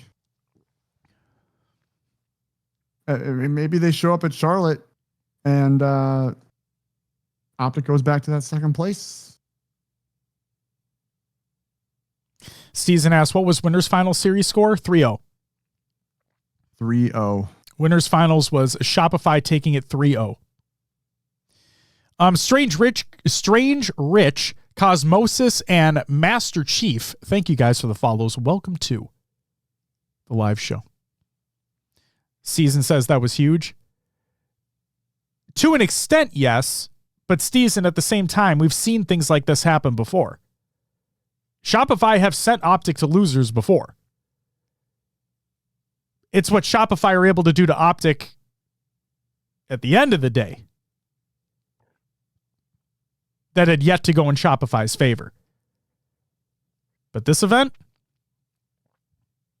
they showed the fuck out. Do we get Rostermania now, though? I don't know. I don't know. Beast, no, we are not. We will be at Worlds, but we will not be at the Charlotte event. Correct.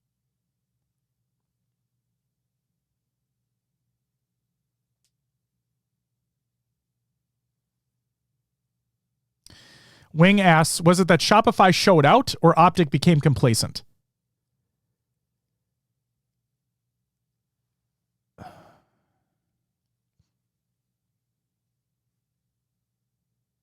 Okay.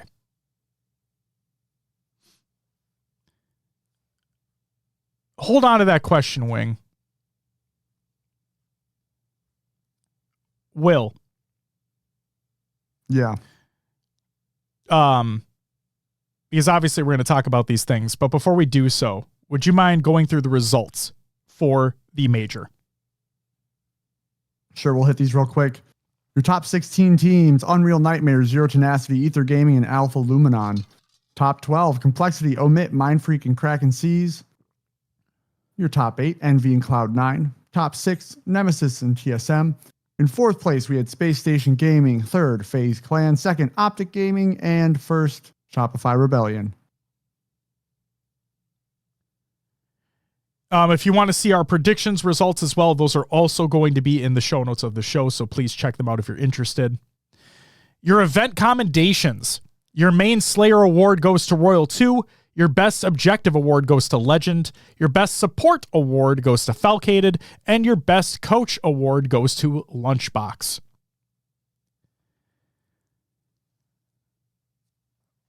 Will, I want to start with you here. Overall tournament thoughts. This is where we can talk about the tournament, as in the games that were played, the teams, so on and so forth. That is this section. Will, your thoughts? Yes. Start with, besides grand finals, winners finals, grand finals, this bracket was like the first bracket that went the way it should. Yes. You know, top 4 that are expected were top 4. Rest followed suit. Teams that are competing for those 5th, 6th placings were there. Games were great. It was exciting watching the FaZe Space Station series go one way or the other. Like, we thought it was close, and then one team just pulled ahead and took off. Same thing with Shopify Optic. And then the grand finals come, and it goes to game 7. What more could you want, right? Saturday was a little busy. Didn't get to watch much Halo in the venue, right? Mm-hmm. So yeah, I'm curious your thoughts, Josh. Okay. So yeah. Like we talked about earlier, Will, this was the bracket that went where you would kind of expect things to happen, right? With the top 4, regardless of seed, the top 4 teams placing first in their pools really hit home the point that, okay, the bracket that we're going to have is going to have these top 4 teams making their way through the latter stages. This is kind of what we expect to have happen. And then, like I said, the battle for top 6 with TSM Envy. I think depending upon the envy that you get there, maybe if you don't make that play on game 5, maybe things go a little differently. Who knows? But the fact that was a game 5 in and of itself, in these teams that you expect to be fighting for this placing, and it just went by way of TSM this time around. Who knows if that remains the case in Charlotte, if these teams are going to fight back again. You never know. But yes, I agree with you. It really felt like the matchups that happened in this bracket, you would kind of expect them to be this way. Maybe, I wanted Complexity to show up more against TSM and losers round 1. I wanted them to do a little better there. But it is what it is. Nemesis still in that top 6 placing. Obviously they want to do better than that. And Will talked about it before. They're one of those teams, right? With a space station, with a FaZe we'll talk about, with, maybe not FaZe, but either way, a space station, an Envy, a TSM, teams like this that can be competing for a top 4 placing, primarily a top 6 placing. There you go. And then the battle of the giants at the end of the day, where it's Optic Shopify once again.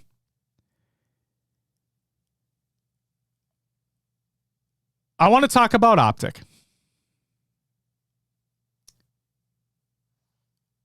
I said it before and I'll say it again. I got to give the flowers to Shopify for winning the event, and I admit that I'm wrong. I truly admit that I am wrong. Optic put the work in that they needed to put in to come unbelievably strong at this event and take Optic down. When it mattered, to take them down in the grand final in the way that they did was great, fucking great for them. Something I always say is that context matters. One of the bugaboos against Shopify in Arlington was that they couldn't win a Slayer. They couldn't win a Slayer to save their fucking lives against Optic in the grand final. Shopify fucking put down the Uno reverse card on Optic and we're like, your turn, fuckers. And that's literally what happened. Optic didn't win a singular Slayer game in the winter final and grand final, both against Shopify Rebellion. And considering there's 2 of them in a best of 5 and 3 of them in a best of 7, they fucking win championships. There was a question earlier by Wing. Was it because Shopify was better, or was it because Optic was complacent or became complacent? I think both things can be true. I think that Shopify got better. Plain and simple. It was indicative, not just because of how they won, but because of how the team played together. When you watched Shopify play together, it was clear that they played dramatically better than they had previously. And again, that's based off of Last Shot and Cycle's performance, considering the Sunday bugaboos. That was considered Frosty and how he bounced back as well from how he previously been playing on Sundays, which again has still been good, but not to that level of expectation that we have for a caliber of player like him.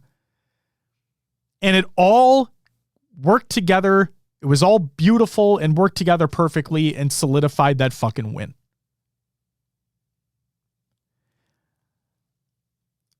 So again, I was wrong. I give them props. They won. They did it. Congratulations to them. That's amazing. And again, to Cycle and Last Shot, seriously, huge fucking congratulations to you two. We know what the chatter's been, right? And the way that you guys dominated on Sunday to just shut every fucking person up and to win in the way that you guys did and to hoist that fucking trophy, there is never, we've never done it, right? But I know that there's never a fucking feeling better than that. Obviously, unless you win Worlds. But like in that moment, in that fucking moment when you're having that trophy and you're looking out at everybody and you know you fucking did the thing. Huge congratulations to you two. That is amazing. Now I want to talk about Optic. Okay. And Nick, I know that we've been in the DMs. Will and I have been messaging you. This is to Best Man. And I told you that I'm going to have a take that you're not going to like.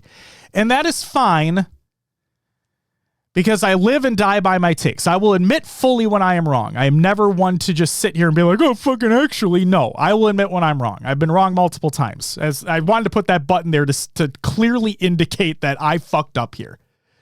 But as soon as the grand final was over, actually, there's 2 things I want to say. First one, as soon as that Space Station series was over, where Optic had to reverse sweep SSG to win that series, as soon as that series was over, I turned to the people that I was sitting with from this great fucking community that we have. And I looked them dead in the eye and said, this is not the same Optic that we saw at Arlington, and this is not the same Optic that we saw in Dallas. It's not. And yes, I predicted that Optic were going to fucking dominate as they usually do, and Optic were going to win this event, and I thought they were going to do it through winners, and I thought they'd have that best of 7 series advantage, and nobody was going to be able to come through and win. It didn't happen. I was fucking wrong. But here's where context matters.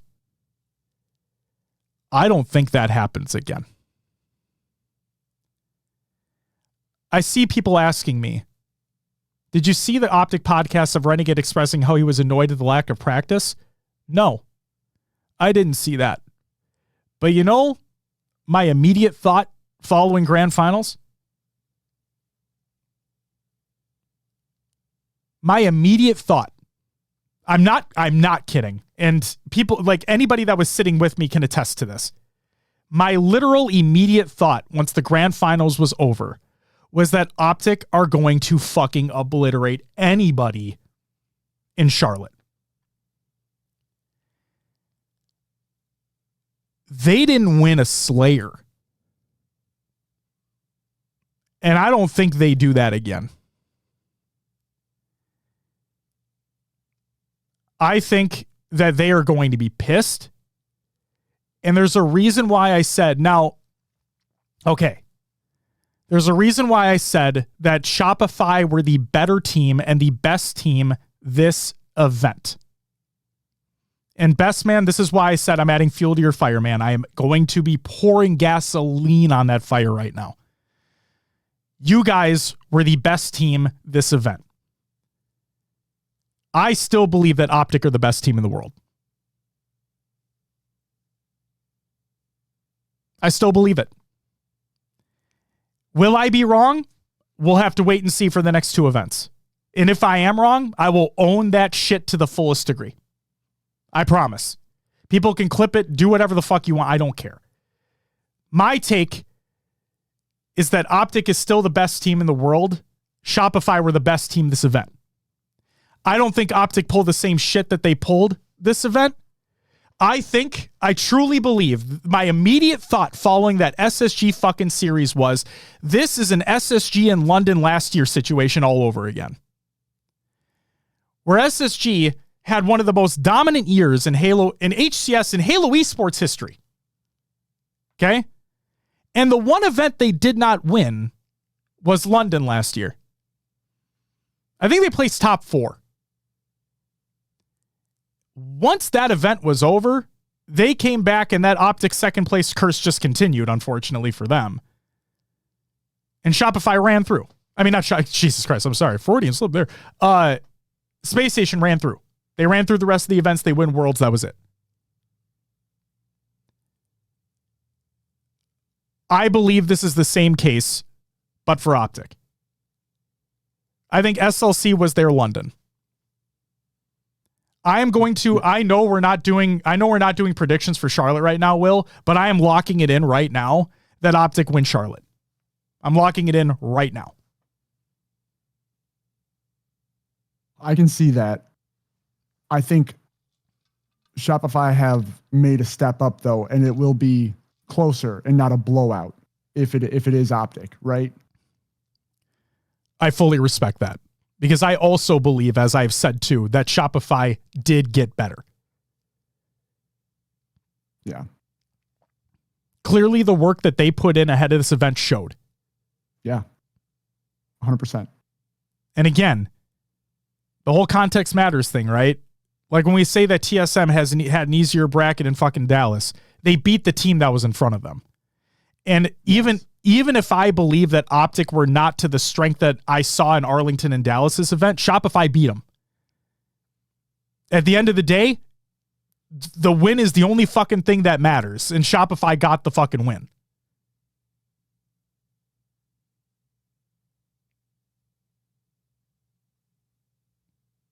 But I believe when those players on Optic lose like this, it will relight the fire, right?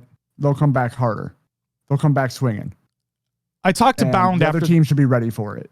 I agree completely. I talked to Bound after the event. And okay, he was a little inebriated. Yeah. And by a little I mean a lot, but that's besides the point. So was talking to him and he grabs my shoulder, he looks me dead in the eyes and he goes, "You know how long it's been since I've lost?" And I'm like, "No." He's like, 400 days. I don't know how legitimate that statistic is, but he just threw it out there. And it's a moment like that, regardless of how inebriated he was, when you guys in chat are telling me during that Optic podcast where Renegade he was pissed about the lack of practice they had going into this event. While we don't know the full details as to why, we do know one of the reasons why he left that Cloud9 roster to then join up with the FaZe boys. And we saw what happened there.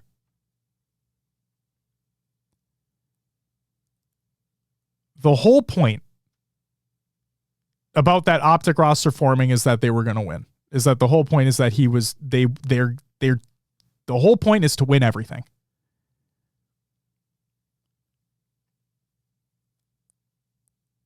I'm not ready to talk about Worlds just yet. There's a long time before that happens. But I truly believe they're going to win Charlotte.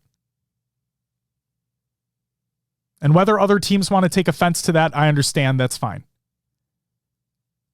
But in my fucking bones, we were literally watching that Optic, the Optic Space Station series live in person. We were watching it unfold in front of our faces.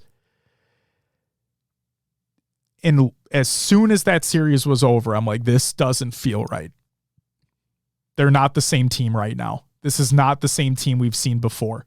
Regardless of domination, I'm just saying in general. I'm saying in teamwork. I'm saying in positioning. I'm saying just in general. Watching them play the game, it was not the same Optic we saw in Arlington and Dallas. So I don't think they're making that mistake again. I think they are going to win Charlotte, and I'm putting that in right now. Even though, the last thing I'll say, and I said this before while you were off the mic, even though Shopify were the better team this event, I still believe that Optic are the best team in the world. And if that makes me faded, I completely respect that.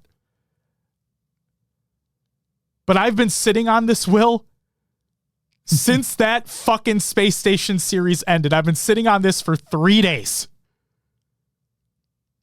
And every time I think about it, it just sits further and further within me. Like, I can't let go of it.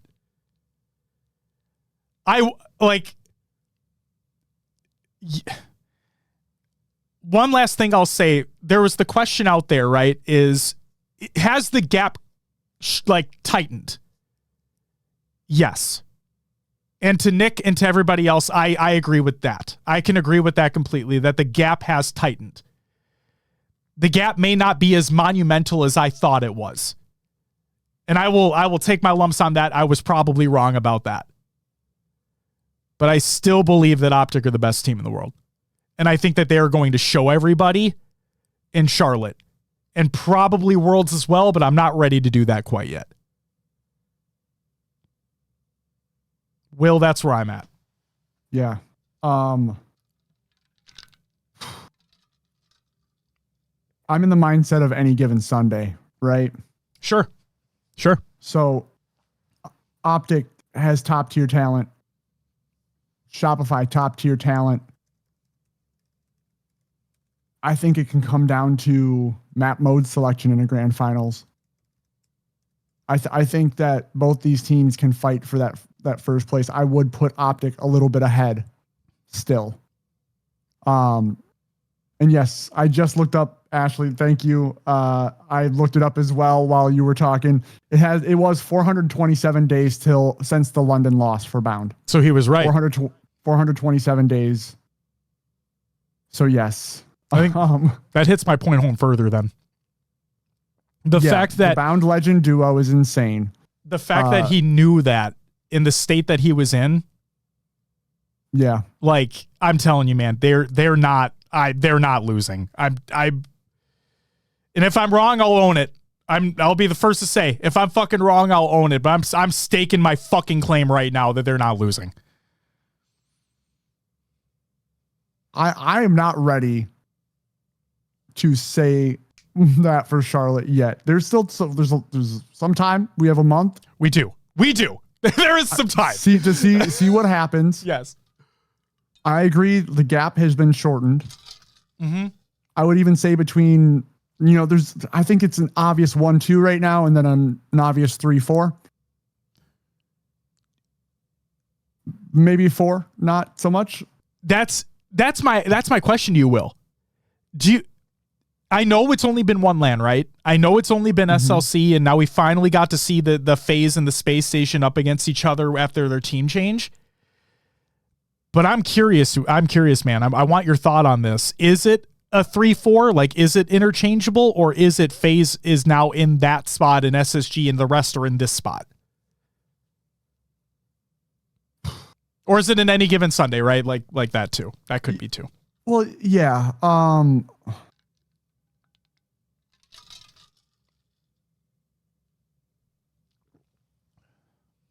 This is tough because there's limited data with these two new teams in FaZe and Space Station, right? Mm-hmm. Yeah. So the way FaZe played seemed to be a little bit more cohesive than SSG.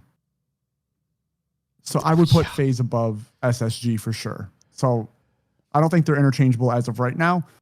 Preparation, practice, that can all change that to Charlotte, right? Mm-hmm. Wait and see moment, and that might change moving forward. Tyler in chat says our squad has another level we haven't seen yet.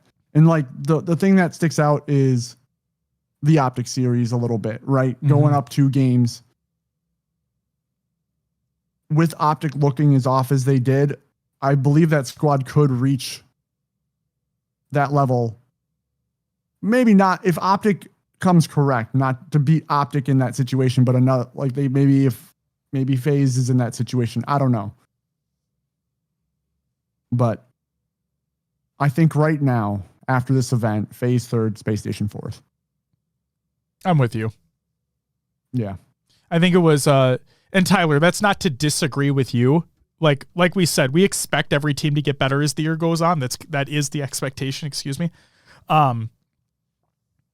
But the way that FaZe won, where we really saw everything click the kind of way that we expected that team to click, considering the 3/4 of the players on that team.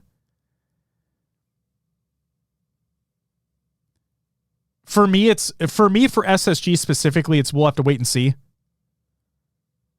Not to say they can't, never to say that they can't. But for me, it's a we'll have to wait and see moment. So, I'll say that.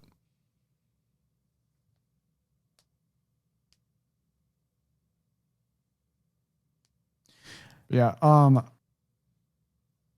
Max, maybe I'm in that boat too. SSG is closer to FaZe than they are TSM NEM.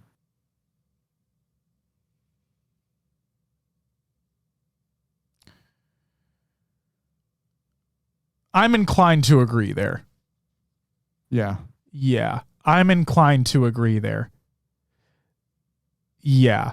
Because Nemesis being that top 6, right? And then TSM consistently being that top 6 as well. Yeah. I'm inclined to believe that. Also, Rad, thank you for the 8-month resub. You get a woo! Thank you so much. Greatly appreciated. And hide him, please. If I missed your follow, I apologize. Welcome to the live show. Thank you for the follow. Dragar, I think boot camping is almost necessary for the European teams to play as well as they do. I think NEM could have a shot as well at SSG in the current state. But again, that feels like if we're talking about the teams at their absolute best, I think SSG take it over NEM. Yes. If SSG are off in any way, I do see NEM possibly taking a series. That'd be a fun match to see too. Hopefully we get that in Charlotte. That'd be sick. That would be. Mind Freak top 6 at Charlotte would be awesome. you Folk, you want to talk about hopium, dude? That's Yeah. I mean, if Rice is still here, I'm guaranteed to tell you the same fucking thing. But like, that's wow. I love it.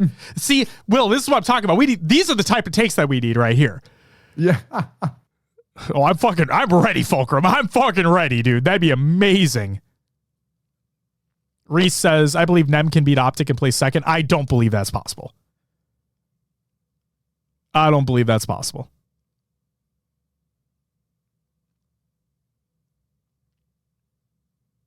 Chuck, I thought they did. I thought Mind Freak did boot camp here ahead of SLC. I thought it was them and Nem. Maybe I'm tripping right now, but I thought so. I might be wrong. I got the button ready.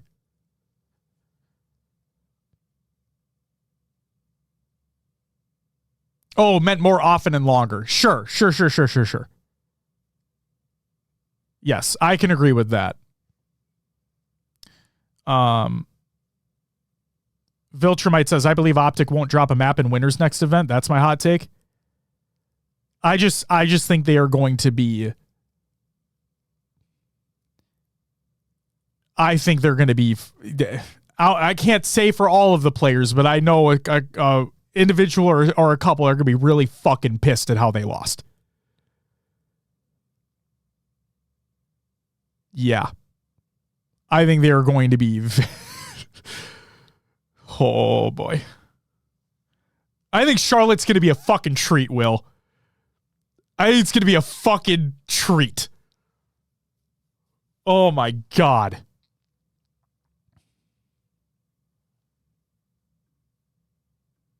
And like I said, I've said it a million times this episode because I have been wrong, but I have the button ready. I will own up to my shit. But, oh, man, I think it's going to be a treat. Holy fuck. Grog says, can't wait to piss them off again and again. Grog, it'd be incredible if you do too, right? Because that's the key thing too, is that Will and I, we don't have any stock in this. Like, we make our predictions based off what we see, based off what we think. And the running joke is that they're always wrong. It's what we've said for years. So we want these things to happen. Like, seeing Shopify go up there with that trophy was incredible. Especially for the storylines that are now being created. And now, I think the coolest fucking thing is that now Cycle and Last Shot cement themselves into history with this. Right. They have a major win under their belt. Exactly. Not many fucking players can say that. And I love the story of, if you think back, Last Shot coming up through FFA, right? Yes. It's like that classic, this is how the talent got discovered. And now this year at SLC gets a major win. Absolutely. I love it. And Cycle to be in these situations time and time again as well. And finally, like I said, laying everything to rest and really fucking showing out with that team when it really fucking mattered on that Sunday. And just that, again, we've never been in that situation, right? But I can only imagine the weight off the shoulders to know that, no, we can fucking do this. Because it's always that question of like, well, obviously the players believe they can do it, right? Otherwise they wouldn't be in that position. But to actually capitalize on it, to actually do it, to actually finish it. It's just, now you know. Like, before you knew, but like now you really know that you can fucking do it. Yeah. And the best part is, well, like you say, like the teams should get better as the year goes on. They're going to want more. Like, they're not going to want to rest on that. They got one. They want the rest of them. So just, again, huge congratulations to them. They earned the absolute shit out of this win. They truly did.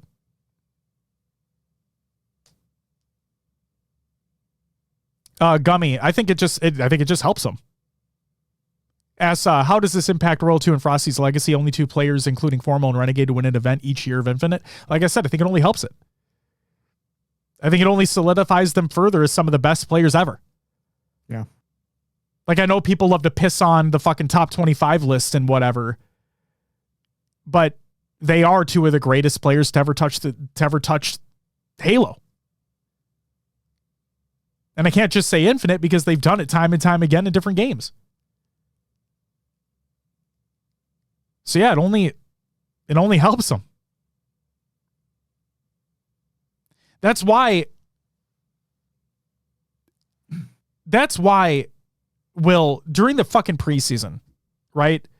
When this roster was announced for the first time, I don't remember the exact words that we used, but I'm pretty sure we said something along the lines of, this should be amazing for this team because you're taking two young guns, two very hungry fucking kids, basically, and you're pairing them with two of the greatest players ever. You have that veteran talent, and you have two fucking players that have won world championships in multiple titles. Like, this is a match made in heaven for Last Shot and Cycle. And it's great to see predictions be damned, right? It's great to see that team and those players put in that work. And I think the thing that helped them, and this is going to sound weird, but like, I think the thing that helped them, kind of like how this loss is going to help Optic, but like losing to Optic the way that they have. You know what I mean? Lit the fire a little bit. Exactly. To be that close and have it been taken away from you the way that it was. That's got to fucking just. It's got to hit different. So, again, congratulations to Shopify. I was fucking wrong. Fuck yeah, Shreddy. What an event, man. What an event. Mr. Coffee Stains, thank you for the follow. Welcome to the live show. Holy shit. And yeah, Will, it's something else that was said in chat as well, as that Hunter JJX being picked up as the last minute coach for FaZe that weekend as well. Helping them get to that third place finish. And like you read from King J's statement, right? We don't know what the future's holding for Jay or Royal One, because Royal One just welcomed their new baby, which we'll give a shout out to in a little bit. Yes. Yeah, I don't know what the coaching situation looks like for FaZe, but you fucking pick up Hunter for one event, you place third. Not too bad. Not too shabby. Exactly. No, I think R1 is the play if he is available, personally. But yeah, Hunter coming in and being able to get third in that situation. Yeah. Now, I will say, I wonder how much of the King J influence pre-event helped Hunter at this event. You know what I mean? Because very true. Jay put in that work that could have helped the team prepare and get ready, and Hunter stepped in and did what he could. So don't let that be lost, that Jay put in work with this team before the event and helped them get prepared. Got to give Jay the shout out. Absolutely. But yeah, either way, no matter which way that FaZe team goes, I think any of those coaches is just going to be beneficial to them. Couldn't agree more. Where I wasn't able to help our team in the open bracket, clearly these guys are helping their teams. You know what I mean? Sure. No, seriously, like, we've heard the players give the praise to them as well. So clearly it does mean something, and clearly it is helping. So hopefully they're able to figure something out, whether it be Jay, whether it be Hunter, whoever it is. I think it's only going to help them in the long run. And hopefully they're able to kind of solidify something soon, so that way they can hit the ground running immediately. With whoever they're deciding to bring to Charlotte with them. And we can see if they were able to maintain third. We can see what happens in the bracket. Maybe, who knows, right? Who knows?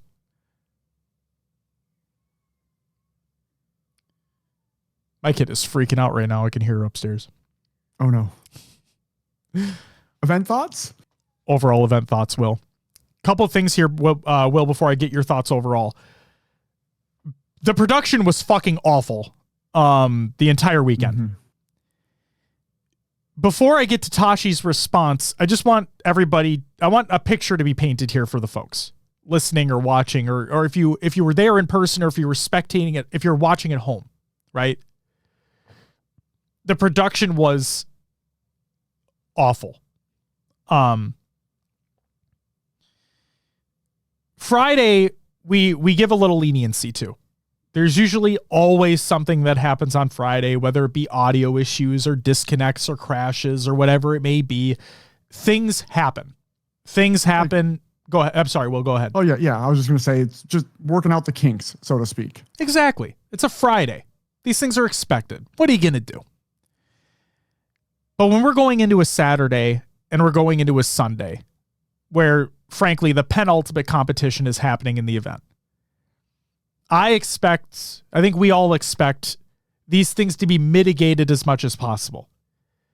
Now, a crash, a disconnect, we're talking about technology here. Shit happens. It is what it is. You try to get back as quickly as possible. We move forward. But it wasn't just disconnects. It wasn't just crashes. It was audio being completely cut out. And I'm not just talking about the casters, which, guess what?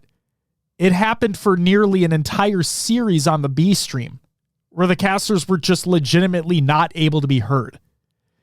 There were issues where Blaze wasn't, like, nobody could hear Blaze give the fucking after series interviews. The crowd, it was basically, the crowd couldn't hear anything. Yeah. The desk hosts, the casters on the desk hosts, the desk. It was fucking awful.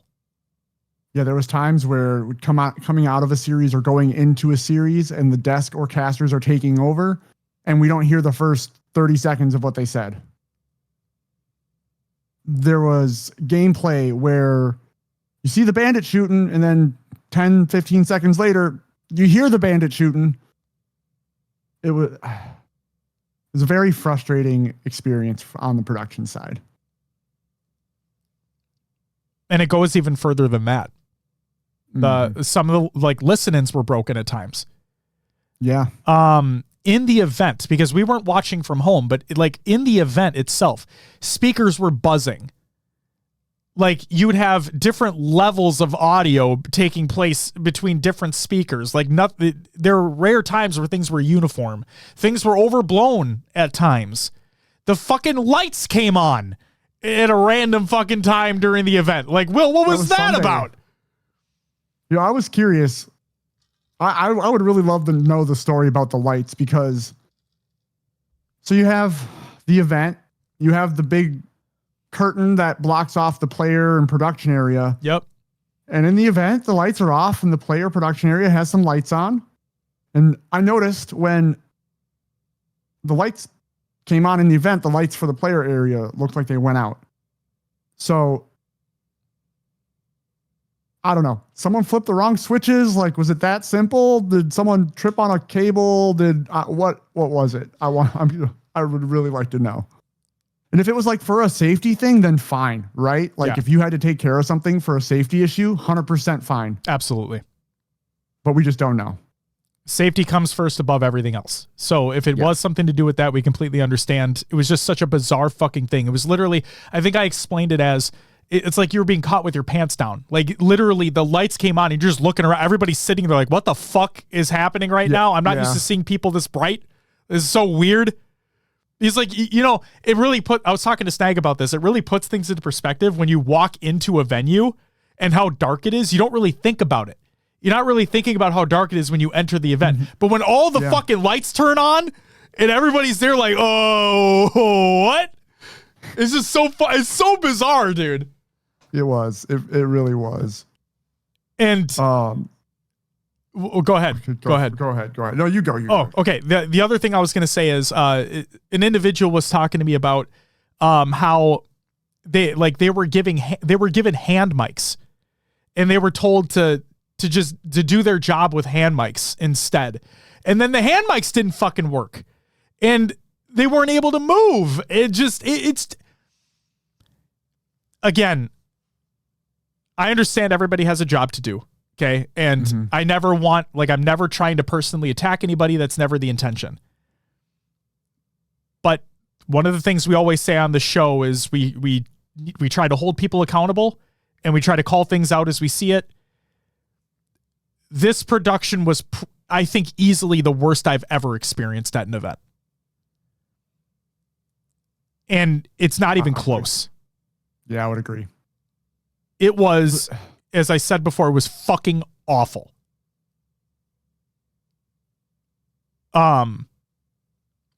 Tashi stated, so Celeste, I did talk to somebody who believes it is going to be the same production for Charlotte. And if that does end up being the case, fuck no. Somebody posted on Reddit, because yes, while I like to bash on Reddit all the time, there are times where genuinely great things happen over there. And there was a post over there about how bad the production fucking was. And Tashi replied and says, we agree. Too many little issues that added up to an experience that was not at the bar we or the fans expect. We'll be addressing in post-mortem to make sure Charlotte is improved. Tashi, I would take it a step further. It wasn't just little issues. It was all over the fucking board. We're talking about things that dramatically hinder the spectator experience, whether you're there or at home. Maybe it was little things that compounded to become bigger things. But dude, it was all over the place.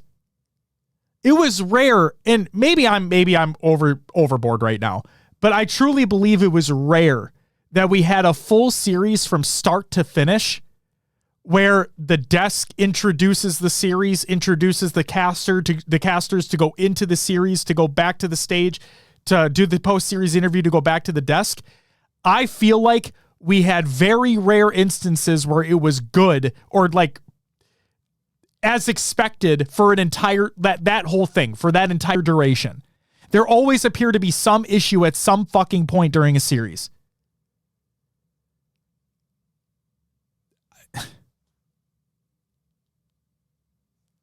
Will, real quick, the one thing I want to say is Twitch broadcast was bugging, says Viltrumite. I will take it a step further as well. I don't necessarily blame, I'm not putting the blame on the production for what was happening on Twitch, because I was hearing, okay, I don't know because I wasn't watching on Twitch, but I heard that Twitch desktop was having issues over the weekend where Twitch mobile might not have been. But then again, we were watching a series in a restaurant. John had Twitch up on his phone. I had YouTube up on mine, and mine was working fine. His was bugging. So it very well could have been a Twitch issue and not necessarily a broadcast issue. Yeah, that's what I heard as well, that it was a Twitch issue, not broadcast issue. Perfect. I just want to make sure that is understood, because while we will criticize and while we will critique and while we will provide like our thoughts, want to make sure that it's understood that it might not always be there. Will, context matters. Yeah, exactly. Will, anything else you want to talk about production before I talk about the next thing here? No, just I'm in the same boat where there's a certain bar, like Tashi says, that we expect, and that was not met for this event. Very unfortunate. Indeed. Real quick from a production standpoint here, Dragger says LVT definitely had double game audio like they usually do due to a giant speaker in their face. So I was talking to Tools about it. There were a multitude of issues. Drag. There were a multitude of issues that were outside of their control. Again, it fell on production. So I feel for them too, because they were providing incredible coverage of the open bracket throughout all day Friday. And then obviously they were doing their thing on Saturday and Sunday as well. But just to have these things happen is just, it fucking sucks, man. And we'll talk about the event overall, Will. But that's just one of the, and I'm sorry to say, but it's just one of the reasons why this was the least impressive SSG event thus far. And I don't mean for that to paint a dark picture, because it wasn't a dark experience, okay? Actually, from a positive standpoint, let's talk about event attendance here. Div stated that this was the biggest turnout for a major so far this year. Now, granted, we've only had one other one, but still. Yeah. Biggest turnout. That's fucking amazing. I think a lot of that had to do with, Will, how SSG have done their events in the past. And that kind of expectation of like, hey, if there's an event that you should go to, it's probably going to be this or Worlds. And there you go. Rhythm, it was incredible meeting you as well. Yeah, Chris. Great to see you as always. And Chris, I wanted to, real quick, Chris, I want to give you a shout out too, like for your positive outlook next year and how you really want to hit the ground running, and just plan community shit for next year as well. I think that was really fucking awesome. So I hope that all goes well, but love that. Just fucking love that. So shout out to you.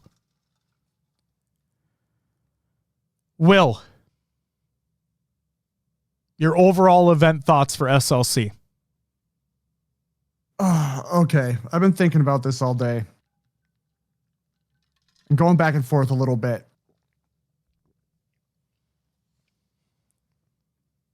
I'm gonna say disappointing for my event thoughts. On the event itself.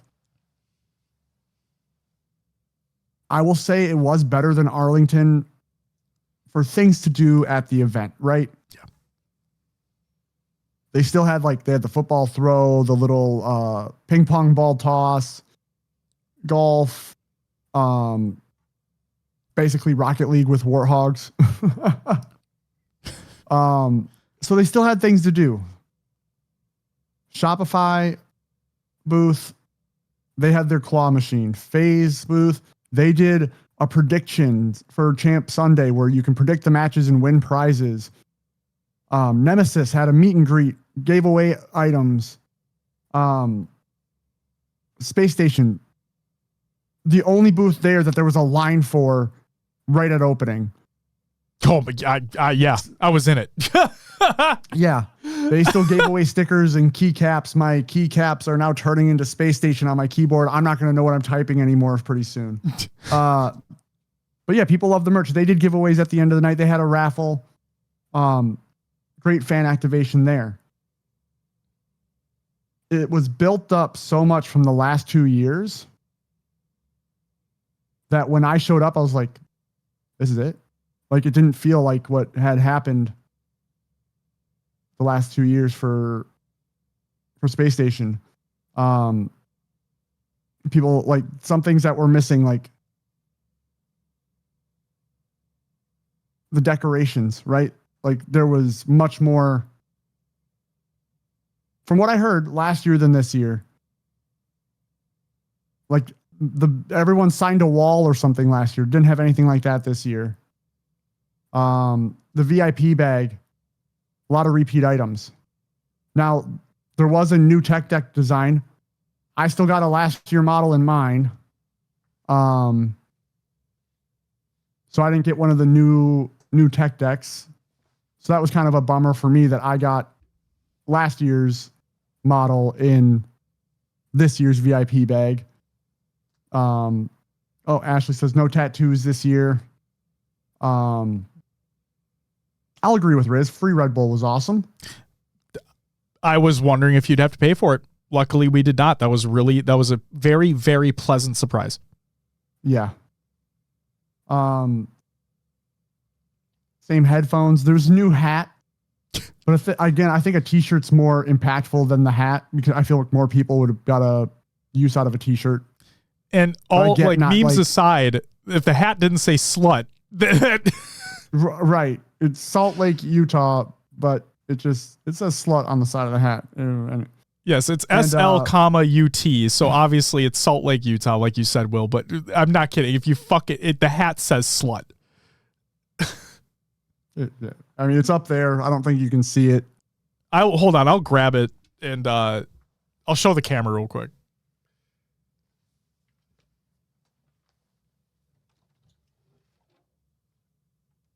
But yeah, from an event perspective itself, maybe I guess I didn't see last year, right? I can't say anything, but it felt it didn't live up to the expectation that was given to me from the previous space station events. Yeah, there it is. Salt Lake, Utah, 2025.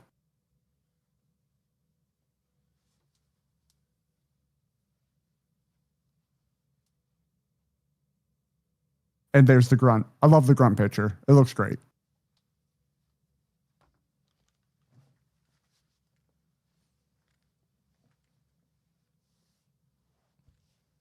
See, it's funny, obviously. Yes. You're going to get a double take out in public if someone doesn't know what that is. And like, this is going to sound so stupid. Honestly, this is going to sound really stupid, but like, I truly feel, and maybe this is a problem with the company I work for, but like, honestly, like we're aware to allow hats. Like we're allowed to express ourselves at the company I work for. And it's something that I greatly appreciate. And I think I'm privileged for the company I work for to have that opportunity. Right.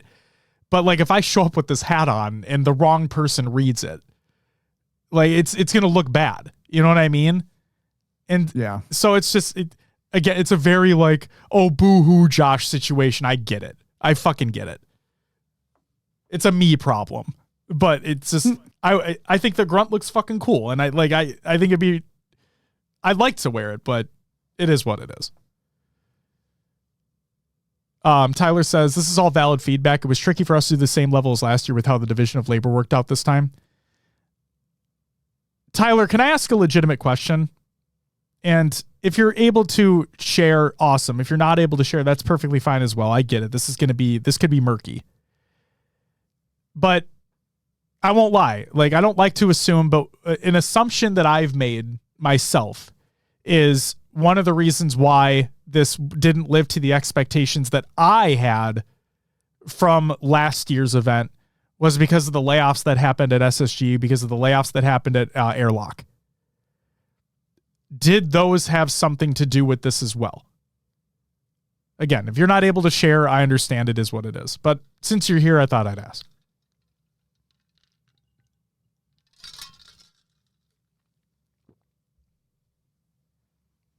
Will, did you have any other thoughts to share as well? I wanted to make sure you're able to get them all out there.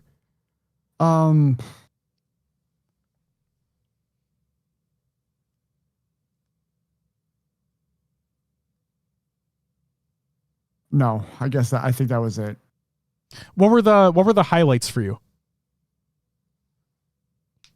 Are we going memorable moments here? Or are we going no, just for the event. The event as a whole. Just what were the highlights for you? Whether it be an experience, whether it be a booth specifically. One mince out of the Shopify Rebellion claw machine. That was fun. Nice. Love that. I wish I would have tried the football toss a second time because I really wanted to hit that back net. Yeah. I got the elite one on the right, but I should have kept throwing. That was fun. Didn't get anything on the ping pong toss. I was horrible at it. Apparently, I would have been too.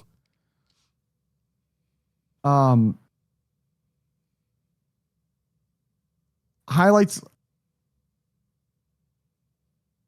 More food options was nice. Ooh. Right? There was pizza slices. There was Mexican food place. Got quesadilla from there. You could get chicken tenders and your normal stuff from the normal concessions. And yeah, highlight of the Red Bull being free was awesome. Yeah.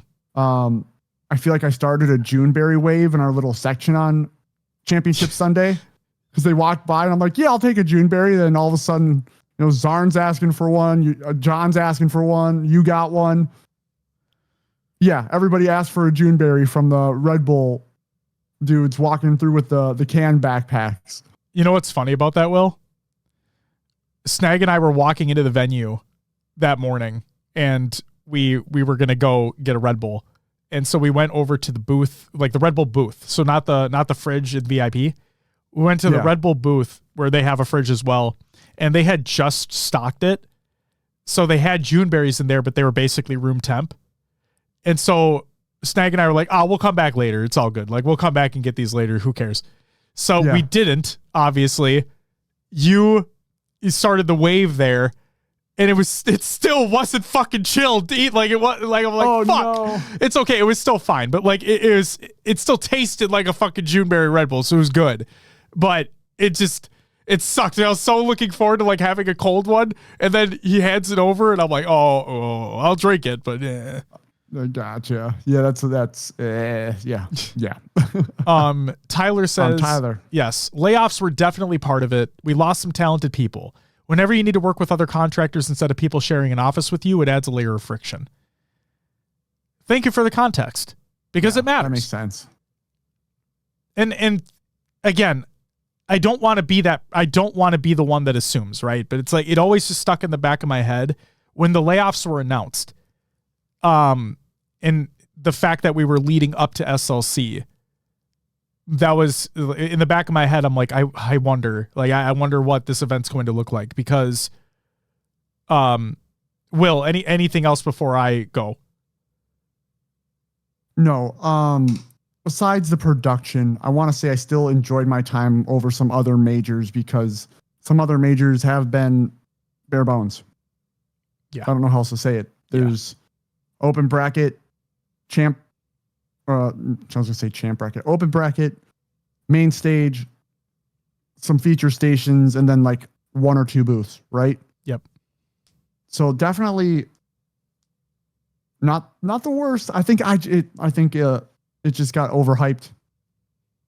I expected more based on what had happened previously. So it's a weird feeling to be like, it was better than others, but disappointing. It's at the same time. Will, I'm right there with you. I had my expectations going to this event. If you ask me why, it's because of what's happened previously. When it comes to an optic major or a phase major or worlds for that matter, I have my levels of expectations.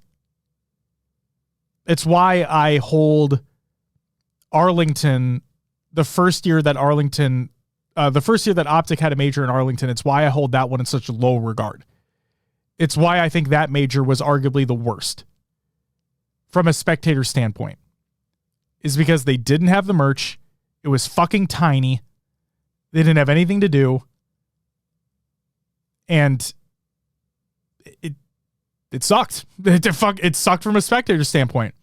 So when I heard about the global invitational that Space Station put on, and the love and the heart that they put into that event, and the thought was, after the global invitational ended, the thought was, now imagine what they could do if they had a major. Like, imagine what they could fucking do, the amount of stuff they could put in there if they had a major. And then they got one. And they put on, in my opinion, the best event that year. And well, this is not meant to rub it in by any means necessary. In my opinion, it was the best event we've ever had. I know Worlds, like there was Worlds 22 could probably be up there. Because that also had a shit ton of stuff. Worlds 21 maybe too, but like either way, a lot of shit. And they fucking nailed it, from everything that you're able to do in the event to the halo that was being played, which is great anyway, to the amount of space that you had in open bracket to move around, like the elevated feature station that did make a return this time, which is great. Just everything was so fucking like, oh my God. So then when it's announced that, hey, they're going to have another one. Guys, my expectations here. If you come out with an event like that, where else is my expectation supposed to go? So you're right, Will. When we entered the venue, my first thought was, well, actually, when they put the tweets out, of like the mini games and the stuff like that, I'm like, are they keeping stuff from us? Like, are they not unveiling everything? Are they going to wait until we're actually there so we can see everything? But no, that was it. And like you said, in comparison to other majors, right, this is better. Like, this was plain and simply better than the Atlanta major, than any Arlington major that's existed. It's just better. Because they do dedicate resources and time and heart to things that people can do in the venue.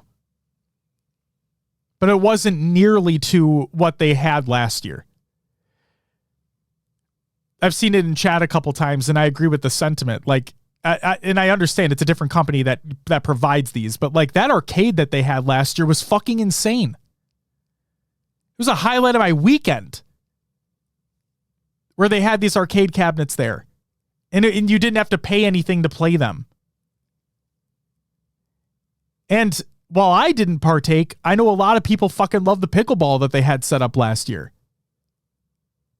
I was talking to fucking Boo Boo Doo on Sunday, and he was genuinely looking forward to having pickleball at SLC this year. And when it wasn't there, it sucked. He literally said, Will, he got into pickleball basically because of SLC last year. That's crazy. Right. And he was looking forward to it being there this year so he could keep doing it. And it wasn't there. And it's like, well, damn, it's another hit. And then like Ashley said, the tattoos, that's another hit. If I'm not mistaken, I think they had somebody playing piano at SLC last year. Another hit. They had a fucking like station that you could, if I'm not mistaken, you had a station that you could stand in and do that like 360 camera thing. Didn't have that.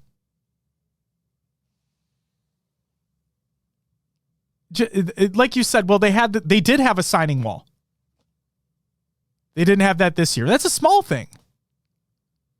And it really, like, the thing about that is like, it lets you kind of like place your stamp that you were there. Just a small memorable thing. And one of the things that they did have at the event that actually, frankly, this irritated me. Will, I'm really big on stickers. You know that. Yeah. I like to believe that we were kind of the renaissance of people, like content creators and organizers having stickers. SSG's been in the game a long time, don't get me wrong. But like we fucking love stickers. That. And they put out that like, oh, like they're going to have this, like they're going to have so many fucking stickers, right? And the stickers were sweet. They did have a lot of stickers, Dragger.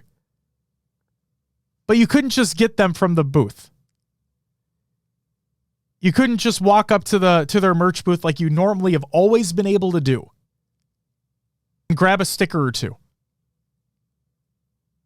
Instead, they had like the coin machines, like the gumball machines, right? Yep. And you had to get tokens. And you got the tokens from doing the mini games. But the thing is that even if you got a token that you wanted to use for the sticker, there were 3 separate things that you could use. Like there were 3 separate sticker things that you could use them in. And you were not guaranteed to get the one that you necessarily wanted to get. But then that thing broke. The sticker gumball machine thing broke. So I heard that they were giving stickers away from playing the mini games at that point. And again, I don't know if it was just because they didn't have other things to give away. But, and this is going to sound really fucking petty of me, and I get it. It is going to sound petty. But one of the things that I loved about what SSG did is like, hey, come on over, check out our new merch, which is fucking awesome, by the way. I love every piece that I got. Like, come check out our new merch, but also come hang out, come have a chat, come try something on. Hey, you want some stickers or a keycap or the thumbstick covers? Right here. They're on the fucking table. Come and grab them. Have a great time. This is a nice little freebie, right? And as somebody who loves stickers, I would have loved to, like, maybe you even do, like, you had the 3 separate machines, right? Maybe you do it Friday, Saturday, and Sunday. You have a different set available each day.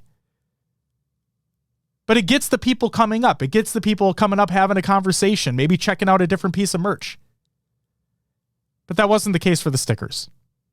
So I'm a little peeved about that. Because I fucking love stickers.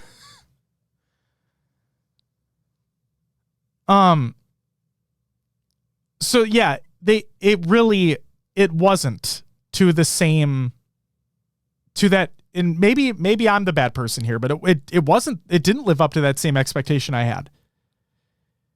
Because of SLC last year, you set my expectation where it was. That event was the best. And again, that's not to say, I talked about before, that's not to say this event was dark by any means. Like, it wasn't bad. Don't get me wrong. The production was awful, but the Halo that was being played, the space in the venue was well utilized as well. Like, it was very easy to get around. You weren't caught in between places. You weren't being shoulder to shoulder with everybody. So that was nice. Everything was well separated. There was enough room. It felt good. The free Red Bull was amazing because it's fucking Red Bull, right? Like, we had free Rockstar at the beginning, like at the very, very beginning of Infinite HCS. Yes. And we never saw that again. And so when SSG announced that they have that one of their partners for the event is Red Bull, I'm like, oh, that's really fucking cool. I bet we're going to have to pay for it though. And this is why I don't try to make assumptions, because that shit was free and it was awesome. Genuinely fucking awesome. And not only that, but they had the classic Red Bull people with the Red Bull backpacks on handing out Red Bulls. The Red Bull car was there. It was fucking great. Yeah. And then, like you said, Will, like the Shopify claw machine, really fucking cool. The giveaways that basically every booth was doing at certain points throughout the day. And like, Will, I want to hit that point home you made earlier too with the phase one. You didn't have to buy anything. No, you just walked up. You could get a number and you could enter into the predictions. Absolutely. So yes, SSG did put on a good event. Okay, do not get me wrong. It's just, it did not reach that expectation that I had because of last year's event. So there's that. The funny thing to me, and the thing that kind of hit, like, being at this event, the group kept reminiscing about last year, not talking about this event. I think that says it all right there. Will, two things. One, Potential says, do we know which booths are confirmed for Charlotte? No, we do not. But there's 3, right? Or no, never mind. That was Worlds. Correct. This is, for Charlotte, we do not know yet. Have a great night, Dragger. Thanks for being here. Will, I was asked on Friday and Saturday about, I'm curious your thoughts about how the event is so far. And before, like, I got into full thoughts at that point in time, like, the individual asking is like, yeah, it feels smaller than last year. I'm like, yeah, yep. Will, you literally got that from walking in the door. You knew from walking in the door. Based off of what everybody else has said about last year, you knew exactly what it was based off walking in the door. And that's exactly how it was. So, because context matters, first up, Rasta with the 15-month resub and Corey with the 15-month resub. You both get a woo-woo! Thanks so much for the resubs. To put things into context here, this was not nearly as abysmal as, like, if we're on a scale of fucking 22 Arlington to last year's SLC, this is a slightly above average major. I'd say this was, maybe not even slightly. I'd say this is an above average major. I think that's where I sit with it. SSG still put some love and some heart into this. Clearly the partners, like the not only like the partners like Oats Overnight and stuff like that, they put in work too, but like the partnered booths, FaZe, Shopify, Nemesis, they put in work too. Like they put some heart into it as well. They tried to make it worthwhile for the people there. That was good to see as well. All I'll say is that if Space Station get another opportunity to do a major in the next title, which I do hope they do, because they do put on the best majors of the year. Still, this one included, they put on the best majors of the year. So if given the opportunity to do another one in the new title, I really hope they do. And I hope they're able to utilize more. I hope they're able to do more. So long as it doesn't strain them to all hell. But I just hope that they're able to do more. Yeah. All right. Let's move on to memorable moments, Will. This is all encompassing. Games, event, outside the event, whatever it is, your memorable moments from the weekend. Start off on Friday. We had a team at the event. We did. And everyone wearing their Pro Talk jerseys. It was a really cool feeling. Yes. It was a really cool feeling cheering on the guys. You coaching. Really like proud moment, you know? Oh, of 100%. that coming to fruition. 100%. Yeah. It's been a long show, and I should have written all this down. I had it in mind before the show.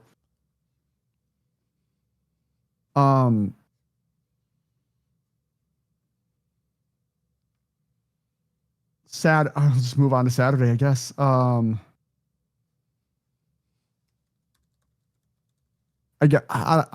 should have written stuff down, Josh. I'm so sorry. It's okay. If you want me to go, let me know. Yeah, just go. Okay. And then you interject with whatever you have. Okay? Okay. Perfect. For Friday, I have okay. First and foremost, I got to give a shout out if he listens to this. I got to give a shout out to Cody from the first Infinite Worlds. Oh, yes. I got to give a shout out to him because, Will, it had literally been since the first Infinite Worlds to now, that whole time, had never seen him again. And not only was he at SLC this year, he brought his whole family as well. Yes, I remember him. I ran into him on Friday. Yeah. And you shook his hand. He's like, oh, like, you know, so nice to finally see you. I met Josh before. This is the first time I'm seeing you at an event. I'm like, cool. And like, he never introduced himself. Oh, sure. Like, so he's, you know, I didn't have stickers on me at the time. I had the two previous ones, DreamHack and Arlington. I'm like, yeah, Josh has the SLC stickers still. So like, I was like, he's over by open bracket. And he like, after we got done talking, he like booked it over there. I don't know if he found you shortly after. We found. Yeah, oh my God. Go ahead. Yeah, he was on a mission to come see you. So he didn't see me there, but instead I was waiting. Oh my God. We were close to the SSG booth, and I'm in a conversation, I think, with Broken Hawk.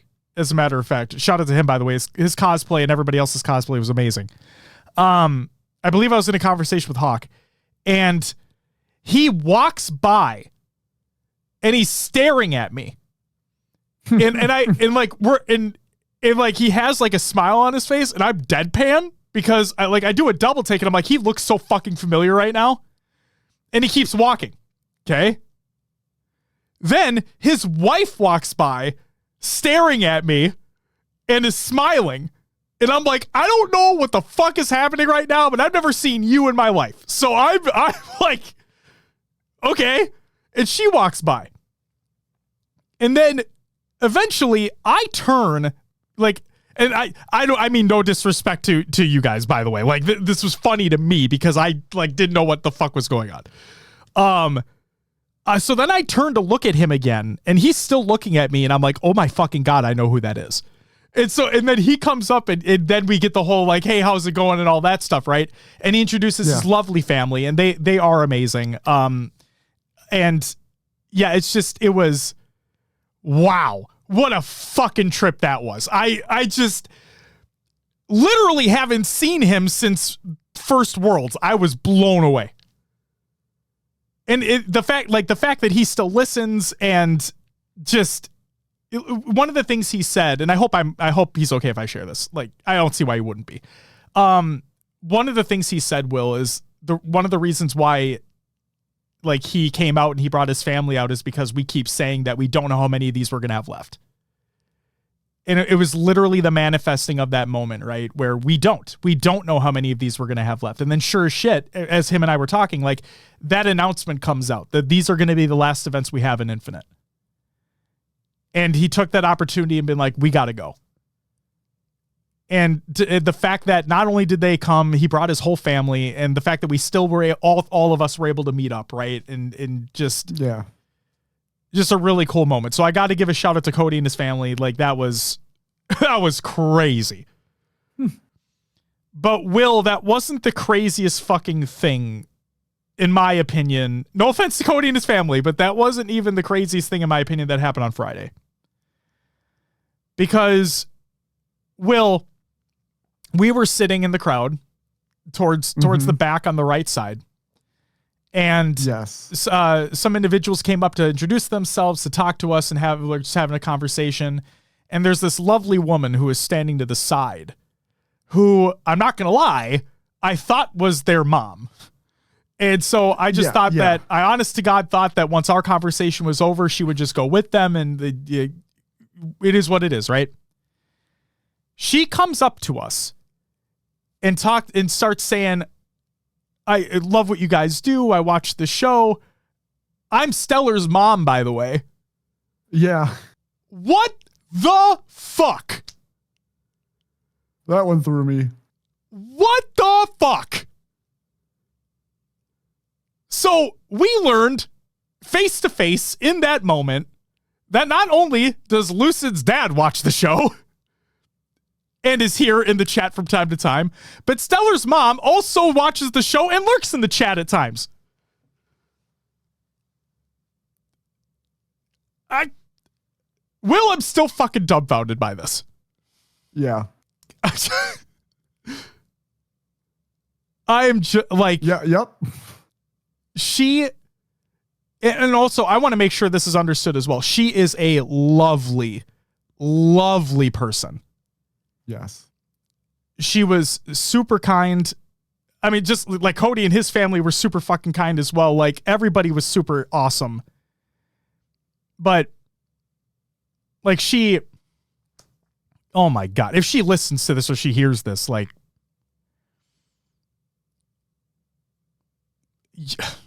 I'm still dumbfounded by it. Yeah. And it was a great chat too. Yes. Leave it at that. Glad she's a fan, and really appreciate that she takes the time to listen to us blab about Halo. Yeah. And two of the big highlights for me out of that conversation was, like, she commented on me being a dad, which really, like, that hit really different for me. And I was able to show her a picture of Linnea, and that was just really, really cool.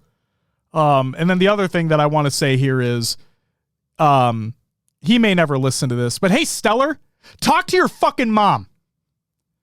Okay? Talk to your mom.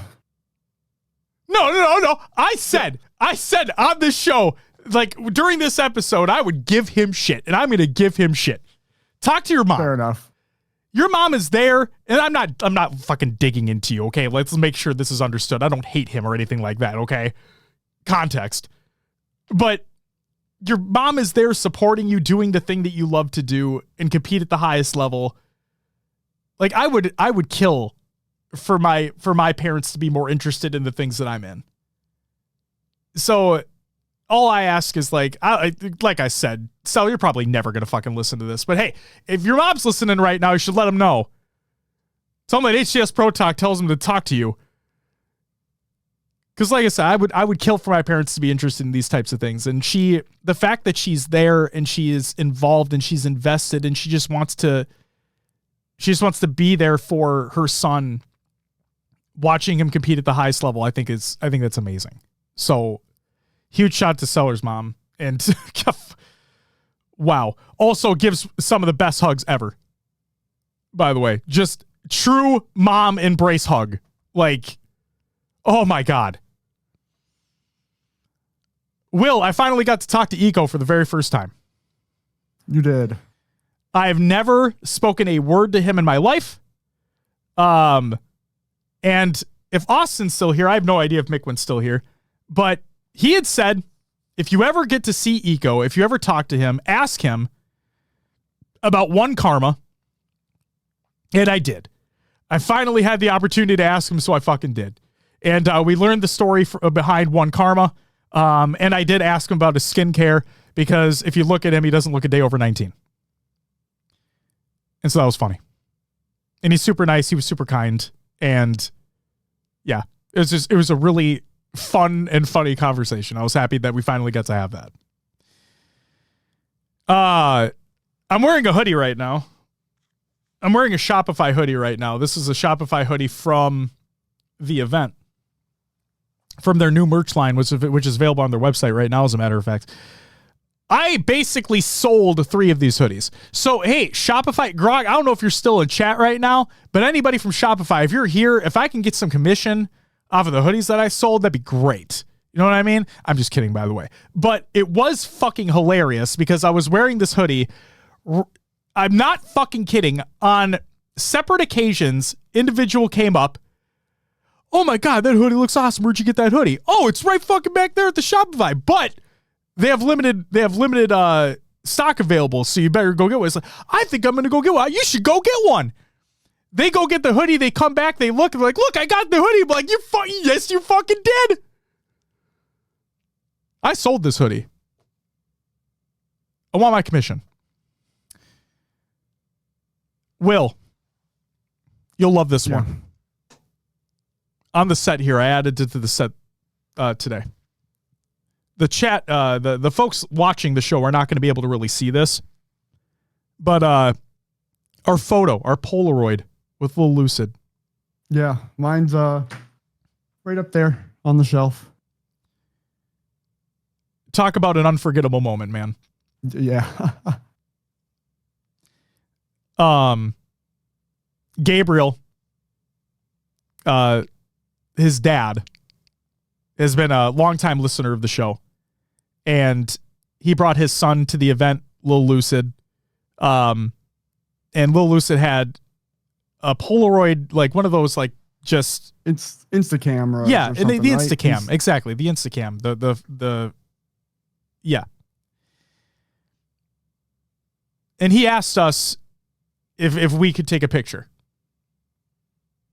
And not only that, but he asked us if we could take a picture, but also he wanted to give us physical copies of the picture as well. And it was just a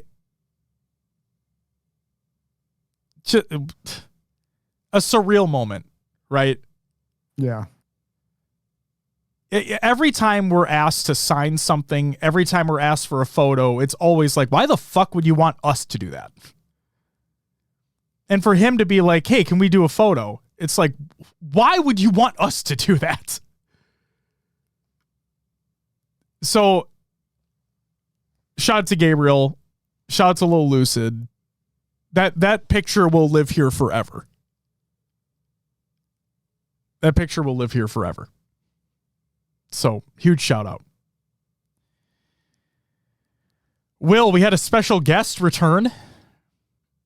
for SLC, an individual who I personally haven't seen in quite some time. The one, the only Swole Daddy. Oh, yes. Returned to SLC. And his incredible Pop-Tart polo. Pop-Tart bowl polo. It's a great polo. It is a great fucking is it polo. Is it a polo or is it's a quarter zip? I think it's a quarter zip. Long quarter zip. Was the Space Invaders one a polo? I don't remember. Fuck. Either way, the man's got great fits. The man's got great fits. And Will, we were going to do the joke, right? We were going to do the joke. For those on the outside, the idea was that I was supposed to be super, super fucking nice to him for no reason whatsoever. Because you usually just give him shit 24/7. I do. That is very true. If you want to know how much I love somebody, just understand how much I give him shit. So, but that literally ended immediately. So I fucking made a joke to him while we were sitting next to each other. And then I'm like, oh, fuck. Well, I can't do that anymore. And I realized it in the heat of the moment that I just couldn't. Fuck. So I told him what the inside joke was going to be. It is what it is. We still had a great time. So hashtag bit by bit. Shout out Swole Daddy for being there. It was just really cool to see him again. The last thing I have here for Friday, Will, is Commander. So I came with a Commander deck, which is Magic the Gathering, with the intention to play at some point during the weekend. And that evolved into literally everybody that we're staying in the Airbnb with to go and get a Commander deck on Friday, except John, who got one on Sunday, if I'm not mistaken. But either way, everybody getting a fucking Commander deck, a deck box, sleeves, and tokens. And we proceeded to cause Commander mayhem over the course of the 3 days. And let's just say that there may be MTG nights in the Discord server in the future. Because, Will, they're invested now. Oh, good. Like, invested. So that was a real highlight, not just on Friday, but for the entire weekend as a whole, because it was really cool to teach, for Riz and I to teach myself, teach poorly, because I fucked up on multiple occasions. But no, it was a lot of fun. It was a lot of fun. Will, anything you want to interject with before I move to Saturday? I have one thing. No, go for it for Saturday. The only thing I have here on Saturday is coaching the Sarcinity 2v2 match. Yeah. That was a clear highlight. Sin out of the blue after the CBDT HBT team got knocked out of Open, out of the blue, Sin is like, hey, do you want to coach Sarcinity for the 2v2? And I'm not going to lie, Saturday was rough for your boy over here. I had a headache all day. I was clearly not hydrated enough, and I did not eat enough. So I was basically dead set on saying no. But I'm like, you know what? You only get to probably do this one time. Fuck it. I'll hop in. We get set up. And of course, they our first matchup was not actually supposed to go this way, but it ended up being this way because they changed the way the bracket was. But of course, our first matchup and only matchup, because it's a single elim, was against Diode and Zarners. In other words, Darners. Darners. And to say that we had fun would be an absolute understatement. We had a fucking blast.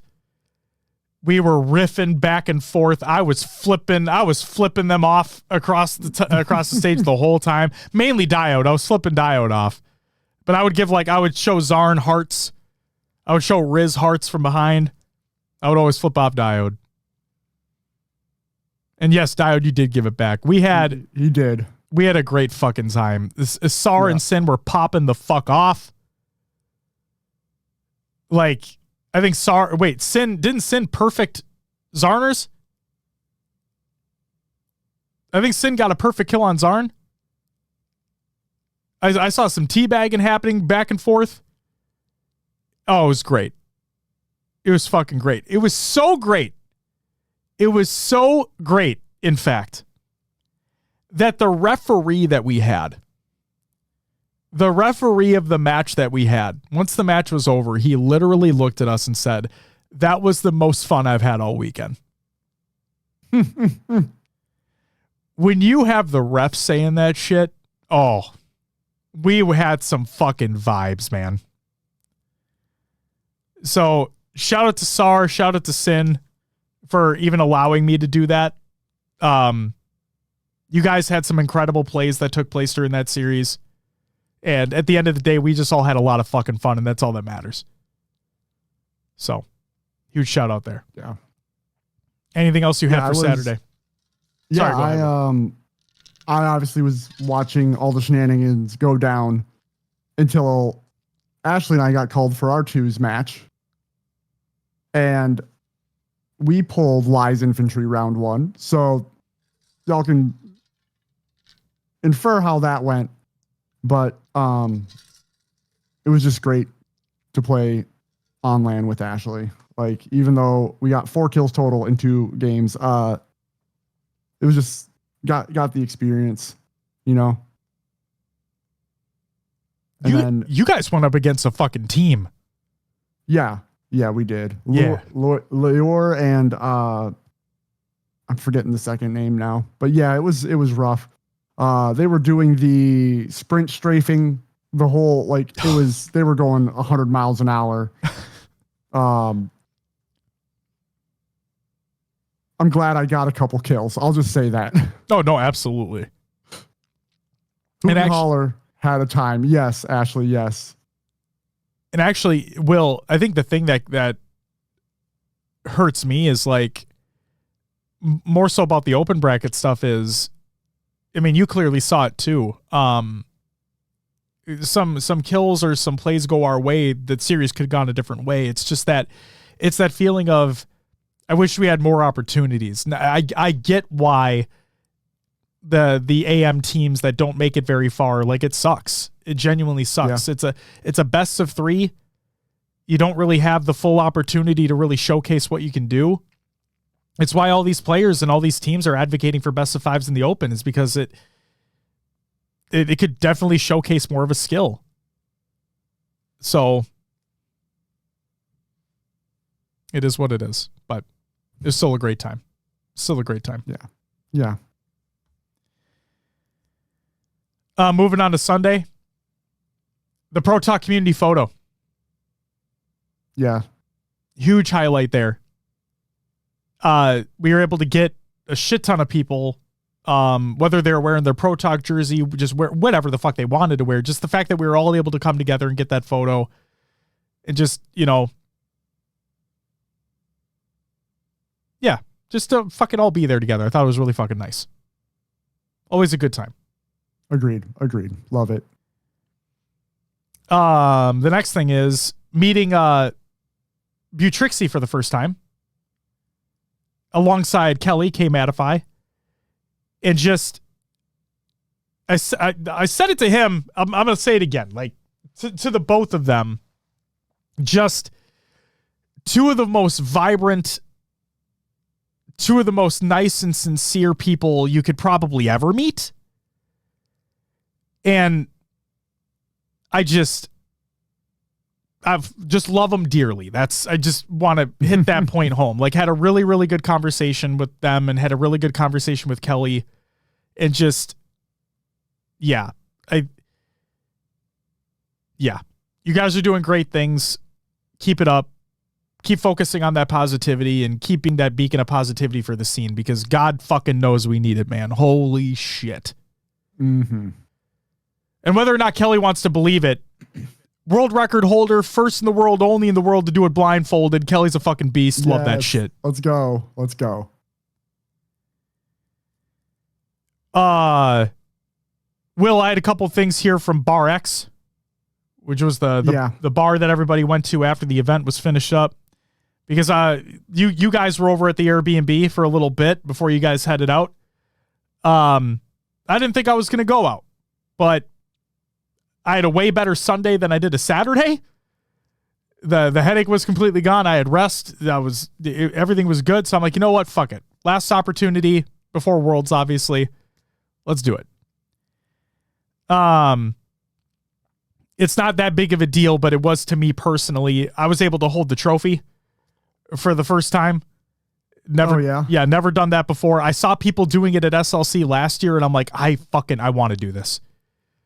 And so Best Man comes walking in, and he fucking has it in his hand, and I'm like, you know what? This is the one opportunity I'm ever going to have at doing this. So I went up, asked him if I'd be able to hold it. I was able to get a picture of myself holding it. That felt awesome. And another thing that we learned, Will, while also talking to Bound, is that from time to time, Bound's dad watches the show. Obviously wasn't able to interact with his dad because his dad was not there to my knowledge, but we have come to learn that more parents... Are we just collecting parents over here? Parent fucking Lee, dude! But I'm down for it. Yeah. I'm down for it. So shout out to Bound and shout out to your dad. Then, after the whole Bar X stuff, also, I know it goes without saying, but huge shout out to everybody that we had the pleasure of talking to at Bar X as well. Boo Boo, Golden Boy, all the talent that was there. Thug, just everybody that we had the opportunity to talk to was just this is the type of shit that we live for. This is why we do this shit. It just being able to reminisce, being able to talk about these things, it's awesome. So shout out to you. Thank you guys.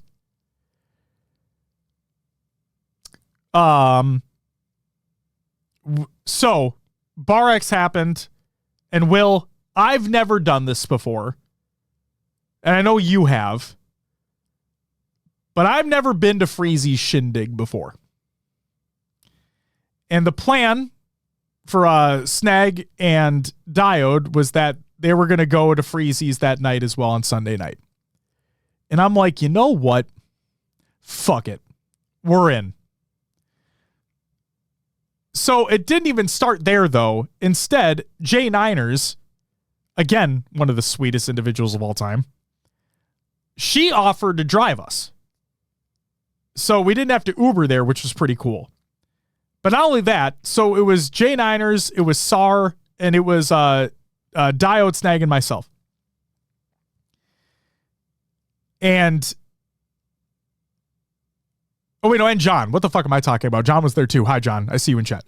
Sorry, apologize. So all of us were in, and Jay Niners had a fucking Tesla. And fuck Elon and all that, but like the car is cool. And I've never been in this type of experience before. Okay? Like I've been in a Tesla before, but I've never been in this experience before because of what I'm about to say. So it turns into she puts on the fucking Rainbow Road GPS thing, and we're listening to like electronic and dubstep stuff, and the speakers sound fucking incredible, and we're having a great time. We're vibing. But then Breaking Benjamin decides to get put on the speakers. And the next thing that happens is we're just belting fucking Breaking Benjamin. Then it turns into Evanescence, and we're belting Evanescence. And it was a phenomenal time. And we get to Freezy's, and that's great. And then, like I said, first and only ever time at Freezy's. And him and everybody there was very gracious. They were very gracious hosts. And everyone was cool. Everyone was vibing. Had some really good conversations with Tony and Tools. Got to talk to Yaxon about that Descendant play in that Game 5 Slayer against TSM.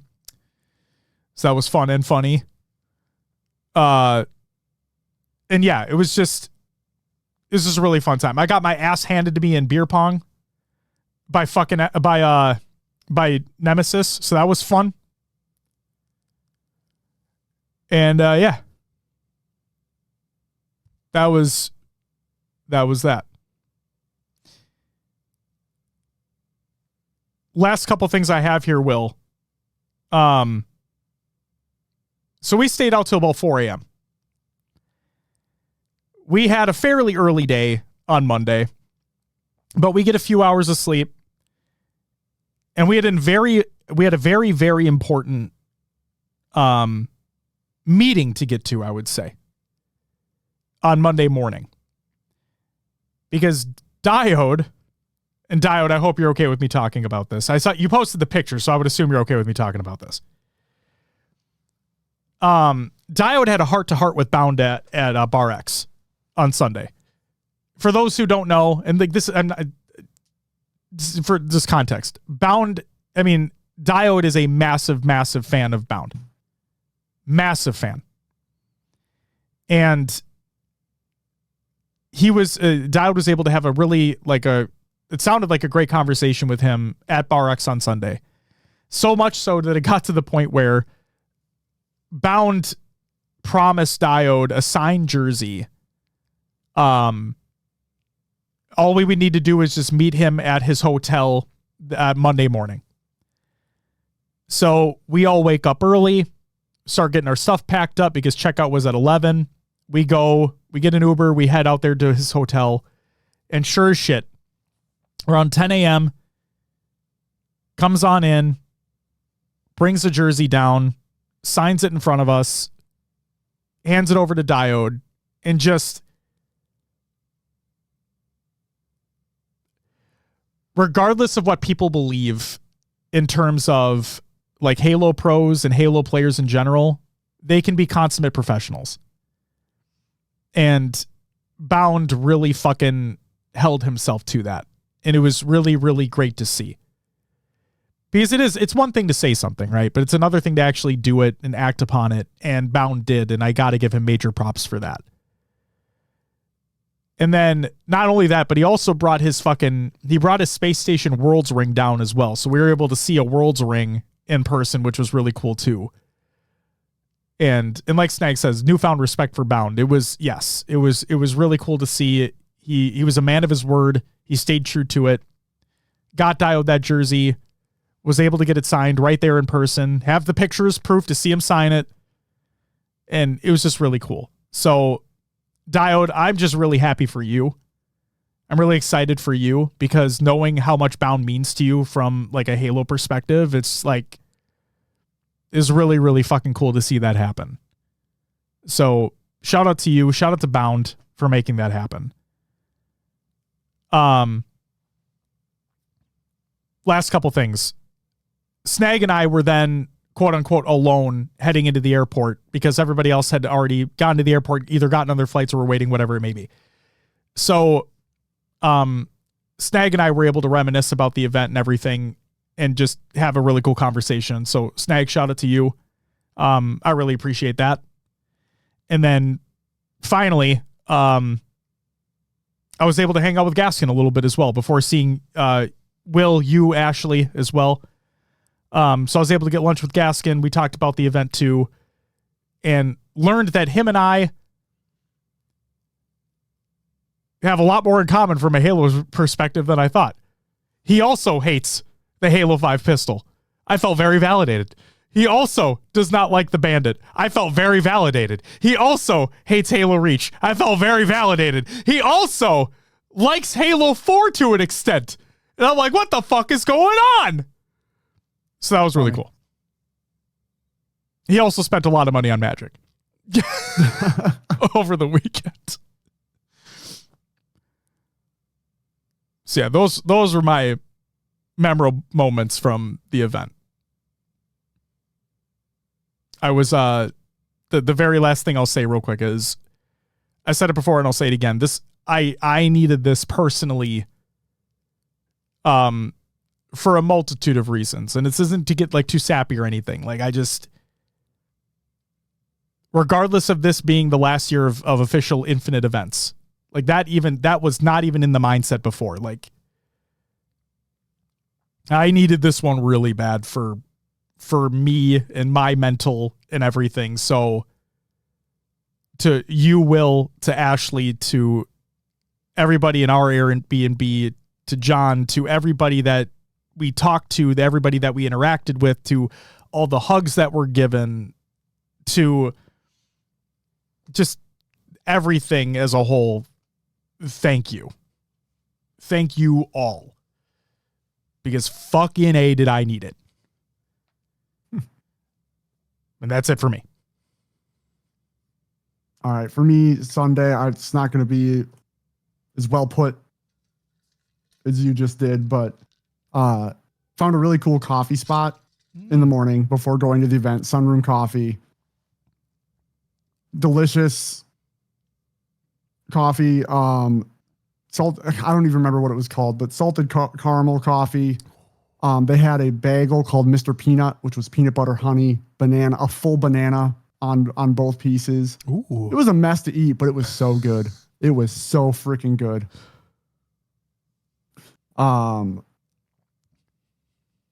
Again, the Pro Talk picture at the event, just having everyone come together, having the Sunday that we had and the exciting games, obviously. Mm-hmm. Going to dinner, obviously for personal reasons. Yes. With the Pro Talk crew. And then also the Bar X experience, right? Mm-hmm. Showed up, said hi to a few people, end up going on the back patio, and Blaze, Schurzy, and Gaskin are there. Mm-hmm. Like, obviously talking to Schurzy is always awesome. Yes. It's great. But Schurzy, so this one was funny to me. Schurzy steps away. Ashley and I are sitting there, and Blaze like whips out his phone. He's like, I gotta continue my Duolingo streak, and like does a lesson. Like right then and there at the bar. Freaking aced it. He's learning Spanish. I love that. That's amazing. So while Blaze is doing his Duolingo, Bravo comes over. Mm-hmm. He's like, oh, Wes left his fries here. And he just starts like going to town on Wes's fries from his meal. And he's like, there's no sauce. I asked Lottie to get sauce. She didn't order any sauce. And he's eating his fries. It's Wes's fries. And then he's like offering them to us. Like, I'm good. I'm not stealing Wes's fries. He demolishes the whole basket of fries right then and there. What the fuck? So Wes, if you're wondering where your fries went, talk to Bravo. What the fuck? Oh, yep. But yeah, hung out there for a little bit. Mm-hmm. Went back to get another beer. Ran into Lucid. Talked to him. Went back out. Like, I don't know, just hanging. Went back out to the patio. I think it was shortly after you guys showed up. J-Niners, Savannah were sitting there talking to Schurzy and Onset. And Savannah was showing these pictures she drew. And it was basically like, guess that Halo Pro from her drawing. Oh, yeah? Yeah, so there was Lucid. There was the whole Optic team. Rice. Just a bunch of pros. And then us, Josh. We were in there. No shit. We had our hats, our glasses, the two mics in front of us. Oh my God. Shout out SAR, we dude. were included. So I was like, hell yeah, we made it with the Halo pros. Shout out SAR. That's awesome. So yeah, shout out to SAR. Oh my God. It was hilarious. Schurzy was giving her shit. As he always does. As he always does. Because, I mean, some of them you could tell, some of them were questionable. And she even was like, yeah, sometimes like I do really well. Sometimes I'm not as on, but they were wonderful either way. She tried, that's all that matters. Yeah. And then I gave Onset shit for you asking his predictions and him disappearing. Oh, and he ghosted me. Yeah. What the fuck was that? He fell asleep watching us on his phone. Okay. Well, fuck. Now I look like an asshole. Okay. Okay, Mark. All right, bud. Yeah. Wow. Okay. And then you talked about it a little bit, but I introducing Diode to Bound, right? Yeah. He walked over with Ashley and I, and we kind of started the conversation, and Bound gave me shit for him still not being my favorite player. And I would Bound ever be your favorite player though? I don't know. He's winning me over with these bar conversations, man. Okay. He kind of is. I respect that. He's freaking hilarious. He won me over a little bit too. Yeah. Yeah. But I was like, you know what? I do have your biggest fan here. And that sparked that whole thing. And like, it felt like proud dad moment almost. Yeah. Like just seeing that interaction go down and how cool Bound was about it. Obviously, Diode freaking seemed over the moon. As soon as that conversation was over, he like bolted. He bolted downstairs, or like down into the bar. That's when he was trying to talk to you while you were talking to Boo Boo. Like he was trying to tell everybody that he just met Bound, and it was. He immediately came up to me. He immediately came up to me when I was mid conversation and hugged me. Yeah, and I'm like, what's up, buddy? And then he was literally vibrating with excitement. Yeah, like wow. It was incredible. It was an incredible part of the night. Again, shout out Bound, man. He man of his word. Yeah. Didn't go to Freezy's this time, but before we left, went and said goodbye to Shurzy, and we had a great like goodbye talk. And fucking Shurzy, if you listen to this one, love you, man, and can't wait to see you again. It was like you said, the connections we make at these events, the people we meet, hugs given, fist bumps, whatever. Like it means a lot. And I still get the like, why do people want to come see me? You know, like it's such a weird feeling, even 7 years into the show, 8 going on 8. Yeah. It's always like the most, the part that sticks with me the most. It's always about the people in the community. Absolutely. And Shurzy, if you do listen to this, fuck you. That's for flipping me off 2 days in a row. By the way, I apologized to Onset about my Nemesis take, and he just goes, "Fuck you, Will," and I went, "Fuck you, Onset." Oh my god! Whoa! So we had a little back and forth. I mean, your Nemesis take was kind of faded. Not gonna lie. It was faded. It was like, well when I saw it, right when you said my predictions might be a little crazy, I'm like, well, okay. And I looked, I'm like, oh shit, wow. You know what? We've always dude, first 2 events, I went with the predicted, like, what should happen. This event, I'm like, okay, it's going to be fucked again. And then it went as it should have happened. I'm like, God damn it. That's why predictions are always wrong, man. I mean, I was literally, like, if Optic won, I would have gone 5 for 5 out of the top 5. Yeah. But that just didn't happen. What are you going to do? Yep. You just reminded me, though. So Corey at Bar X, came up to me because I was wearing the Narrative Space Station shirt, and he comes up to me. He's like, there's a typo on that shirt, right? I'm like, what? He's like, I don't fucking pay attention. And he had a Reddit post on his phone that he showed me, and sure as shit, Space Station was spelt like Space Taste Toin. Yep. And I laughed there's Tyler. Yeah, dude. Yeah. I laughed my ass off. And so when we saw on set later that night, like, and like on the roof or wherever the fuck, balcony, whatever, patio, we're on the patio. Patio. Yeah. Going up a ramp, not stairs, but on the patio. A little anyway. Yeah. Outside. Elevated outside. I go to onset and I'm like, hey, you have a typo on your shirt, right? He's like, wait, what? And I'm like, yeah, look, check this shit out. And I pointed to it, and he looks like, oh my God. And he sits down at Bravo's next to him. He's like, Bravo, do you know about this? He's like, yeah. Like, what? And Bravo's like, yeah, you want to see the design I sent him? And then so he brings up the design on his phone. He's like, see, it's spelled correctly here. Oh no. Yeah, so I think he's saying SSG get fucked. You know what I mean? I will say, one of my favorite shirts though. Like, I don't care about the typo.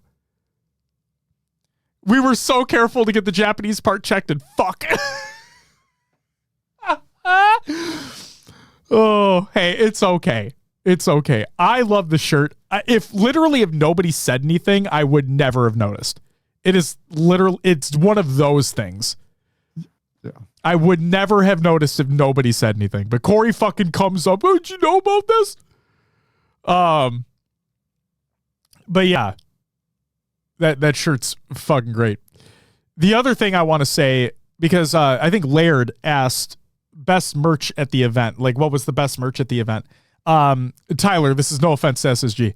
The SSG line is awesome. Like, is genuinely really cool, really unique with like the Covenant stuff that they were doing. Love it. But I got to give a really special shout out here to Shopify. I got to give a huge shout out to Shopify here.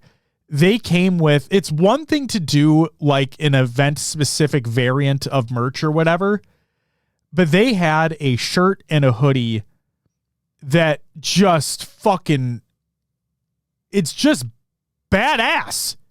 They nailed it, man. They fucking did, man.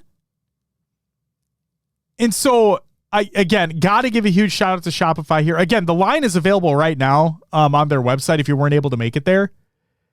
And like I said, I sold 3 of these fucking hoodies. So yeah, you need a merch rep, I'm there. But yeah, just all the merch was great. Do not get me wrong. Space Station's merch was great as well. Nemesis had their jerseys and the fucking Nem plushies right there in the corner. But yeah, Shopify, damn, man. Fucking damn. Yeah.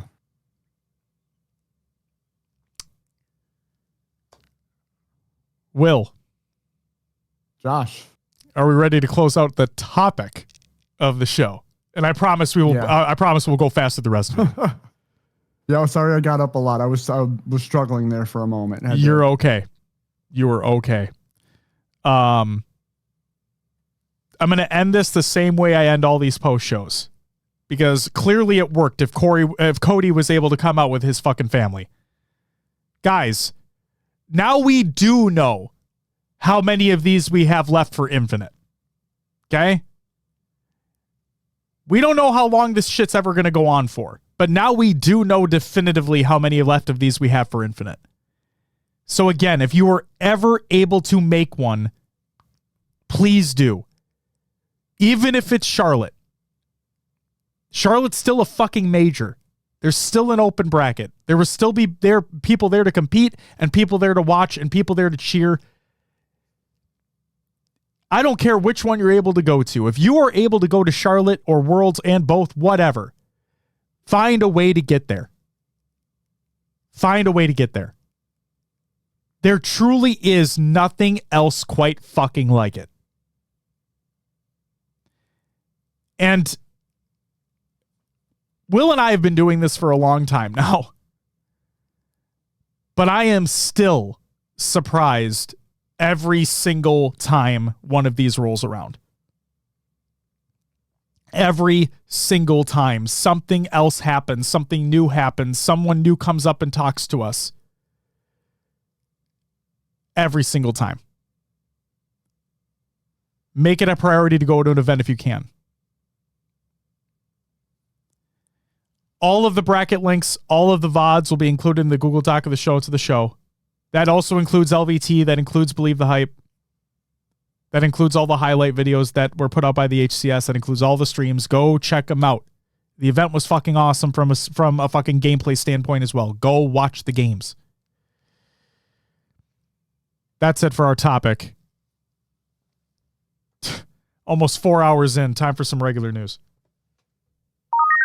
I'm going to try to go quick here. Fall update for 2025 by Halo Infinite. This is by Halo Studios. Oni themed Operation Shadows. This is the first entry. The fall update. Lot of shit happening. Operation Shadows today, Operation Warpath on September 9th, and Operation Halloween 2 on October 7th. Stay tuned for more info on Operation Warpath and Halloween 2, featuring valiant heroes, haunting experiences, and a few surprises to help finish out the season. The Falcon is back, and apparently it is a fucking tank. So, yippee if you're interested in that. No, if you're not. It is outfitted with a portside grenade launcher and a heavy machine gun at starboard. This versatile Warbird, not Wavebird, that's a GameCube controller. Warbird serves just as nobly in direct assaults as it does in medium-range troop deployments. Between its cockpit, 2 passenger jump seats, and dual gunner positions, the spacious Falcon seats up to 5 UNSC personnel, making it the perfect ride for aerial antics with the whole Spartan squad. The Carbine, we already talked about it. It's there. Operation Pass overview. This is the big boy. So there is a 20-tier free pass and a 50-tier premium pass. How it works. The free Operation Pass rewards are available for the duration of their respective operation. In Shadows, you'll have until September 9th to complete the 20-tier reward track and earn all of its unique armor customizations. The premium pass can be purchased at any time during the respective operation, and for Shadows, players can upgrade through September 9th using one of the 2 redemption options. 1,000 credits to make it durable, 2,500 credits to make it durable and unlock the first 20 tiers. Okay? Upcoming playlist, Famished Falcons.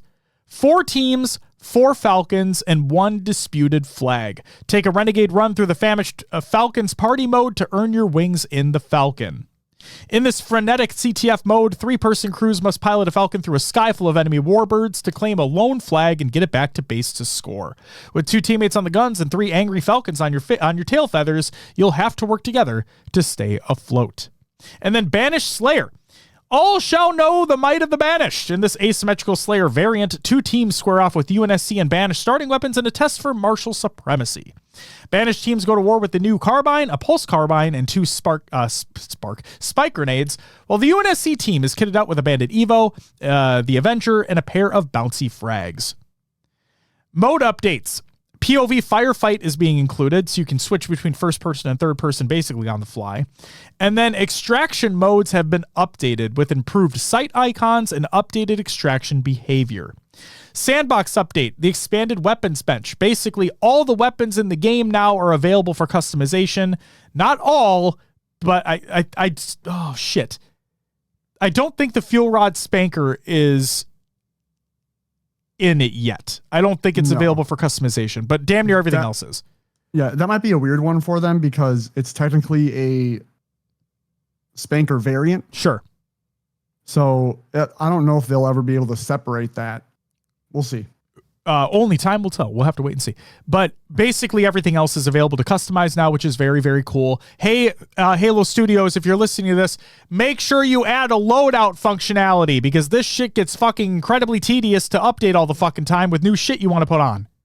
A loadout would be nice. Real quick, Josh. Yep. Colonel Flom. With the 10 months. You want to... Woo! There it is. Thank you, Colonel Flom. Greatly appreciated. Thank you, Will. Yeah. He said real quick, I'll keep supporting Comp Halo until I'm old, decrepit man. Thank you for all you boys do to contribute to keeping this shit alive. Thank you, Colonel Flom, for taking the time to watch and listen. Because we wouldn't be doing this shit if it wasn't for people like you. Yes. And Infamy is finally getting on their flight. Safe travels. Hope you can finally get home, get some rest. Take care. Agreed completely. Also, Will, I forgot to give this shout out. Actually, you know what? I'll put it in the actual shout out section so it's not lost in the sauce. Falcon has been added to the following BTB maps: Thunderhead, Fortitude, Oasis, High Power, and Refuge. Weapon and equipment tuning. They updated the Mutilator audio. Cool. Hydra performance updates. Hail Hydra. Settings for the Hydra have been tweaked for quicker lock-ons, a faster rate of fire, and reduced reload time. Oh, fuck me. And then Ravager Rebound Redux. If you've ever been immolated by the Ravager Rebound, you'll know that it's quite an effective deterrent. To make things a bit fair for those in the crosshairs, we've increased the overheat rate of the Ravager Rebound so that players may fire only 8 shots before overheating. So for the Husky Raiders out there, you're probably happy about this. yeah, if you get it and dominate with it, you probably hate it. But if you're stuck in your base and keep getting killed by the Ravager over and over again, you're probably happy. Damn straight. And then finally, a smorgasbord of Forge updates. I'm not going to read what they are. Well, I'm going to read what they are, but I'm not going to read in detail about what they are. So here's your bullet pointed list. Radial menu interactions, custom input mapping, UI prompt widget, mega messaging update, including expanded text strings, new UI message templates, example combinations, print UI message to kill feed, respawn message strings, and personal score pop-ups. Then we have spawn mode object nodes, override AI spawn area, Razorback inventory, new nav marker icons, disable the flag nav markers, raycast functions, character type node updates, and the get is observer. Fucking A. If you're a forger, you're probably stoked about this shit. And that's it for the regular news. Got to the games. Watch the Rostermania is in full swing and shit's getting bopping. I'm just gonna see where everyone lands and not worry about it until then. The potential of the tiny tears splitting is real. That's interesting. Yes. So let's just say that shit is very much popping off over there. That's it for Countdown the Games Watch. It's time for Will's Adventures with an A-Lovers. Another game for me too. Will, what'd you play? Played Halo Infinite. Been about it. Some matchmaking. Nice. I don't remember if I jump into 8s. I don't think I did last week. It's all a blur now with SLC. Oh my God. I played on LAN. You fucking did, man. Hey. That's it for me, Josh. How about you? I'll be quick as well here. I played some Halo Infinite. I played on my Steam Deck at the Airbnb because, Will, I did not have the operation pass completed for this last one. Yeah, so I popped a double XP boost. I got my weekly challenges done, and I played a couple games today to completely finish it out right before the update hit. Nice. So, yeah, felt pretty fucking good. I started on the plane ride home yesterday. I started a game called Fretless, which is I think they taglined it as a guitar PG.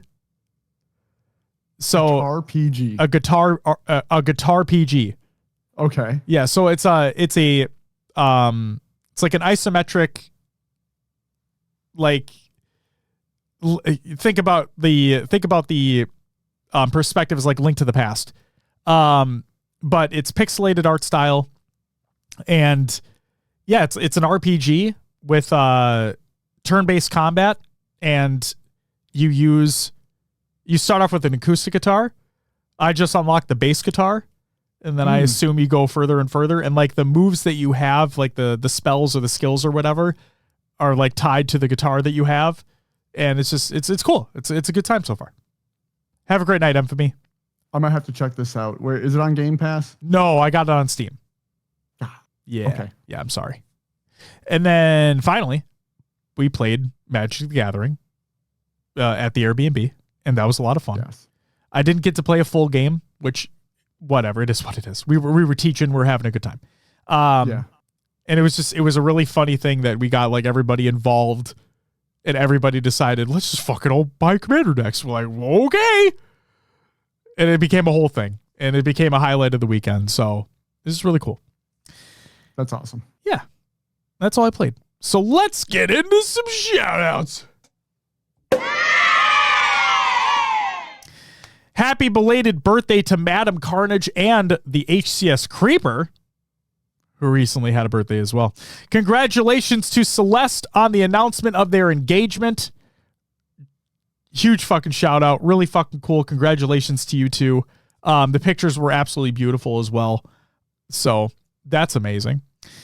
Congratulations to Royal One and his wife on welcoming baby Gino into the world.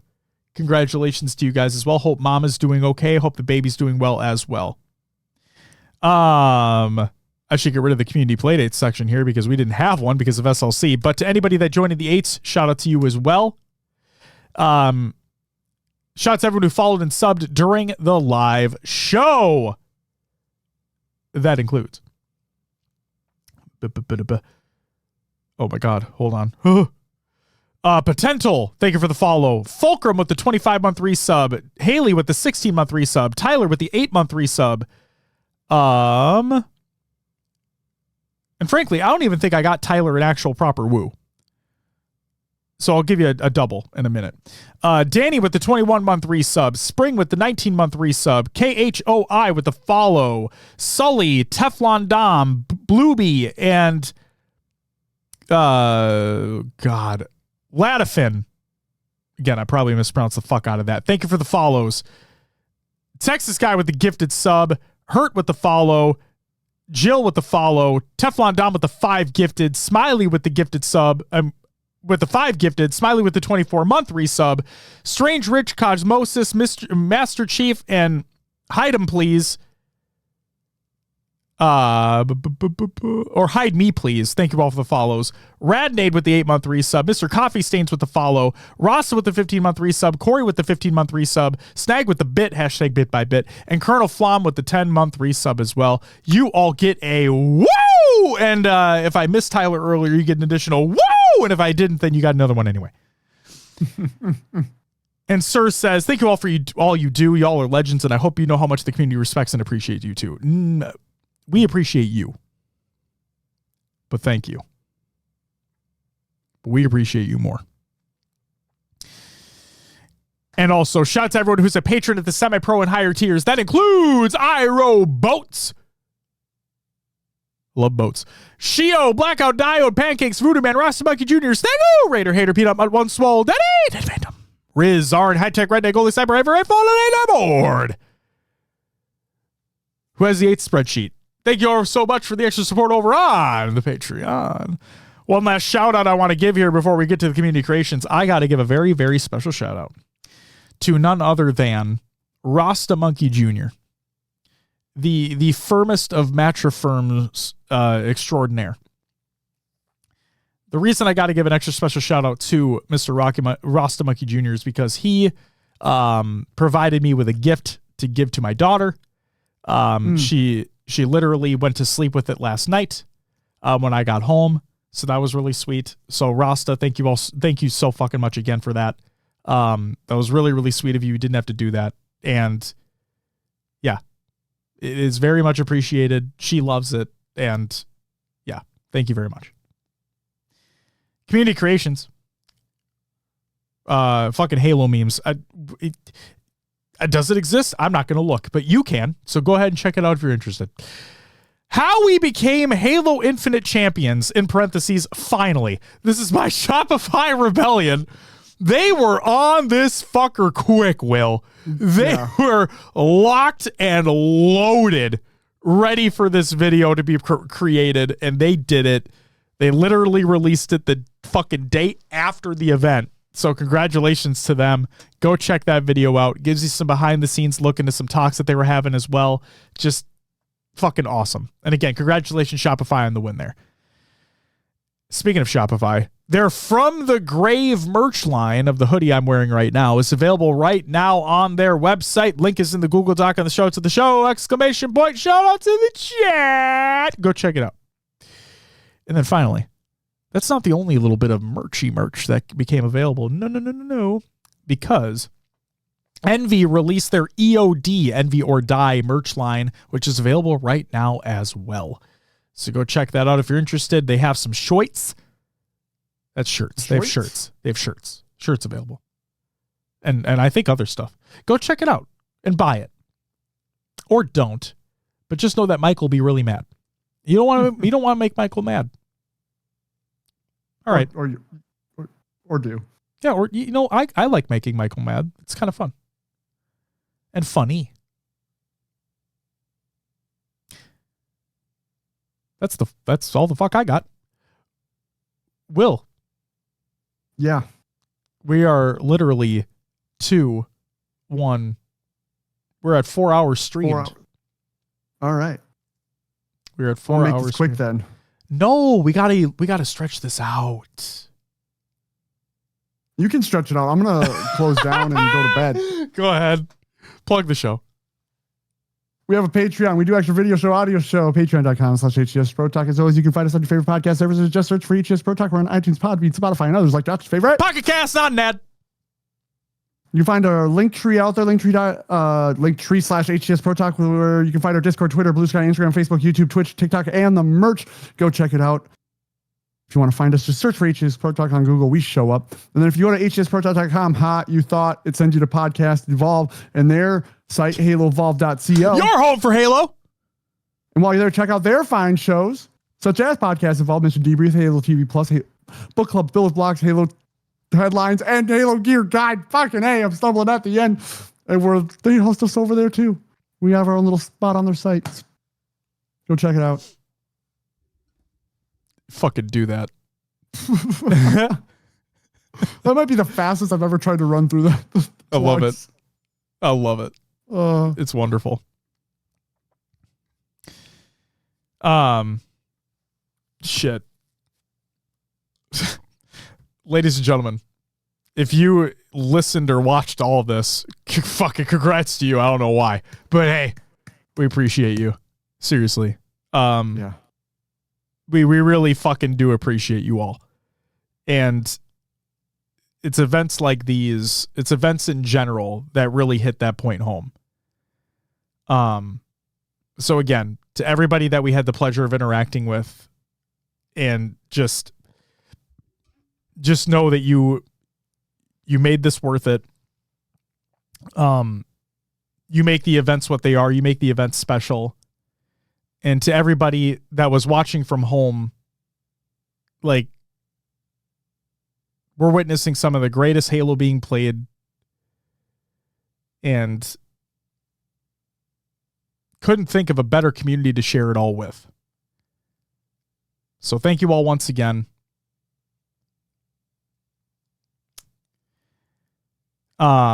Stay tuned for what I believe we're going to be doing the after party streams for Charlotte, because we will not be attending.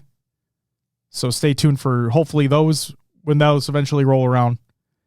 But yeah, ladies and gentlemen, we'll be back next week to talk about whatever happens in the scene, because there's always something happening in the scene.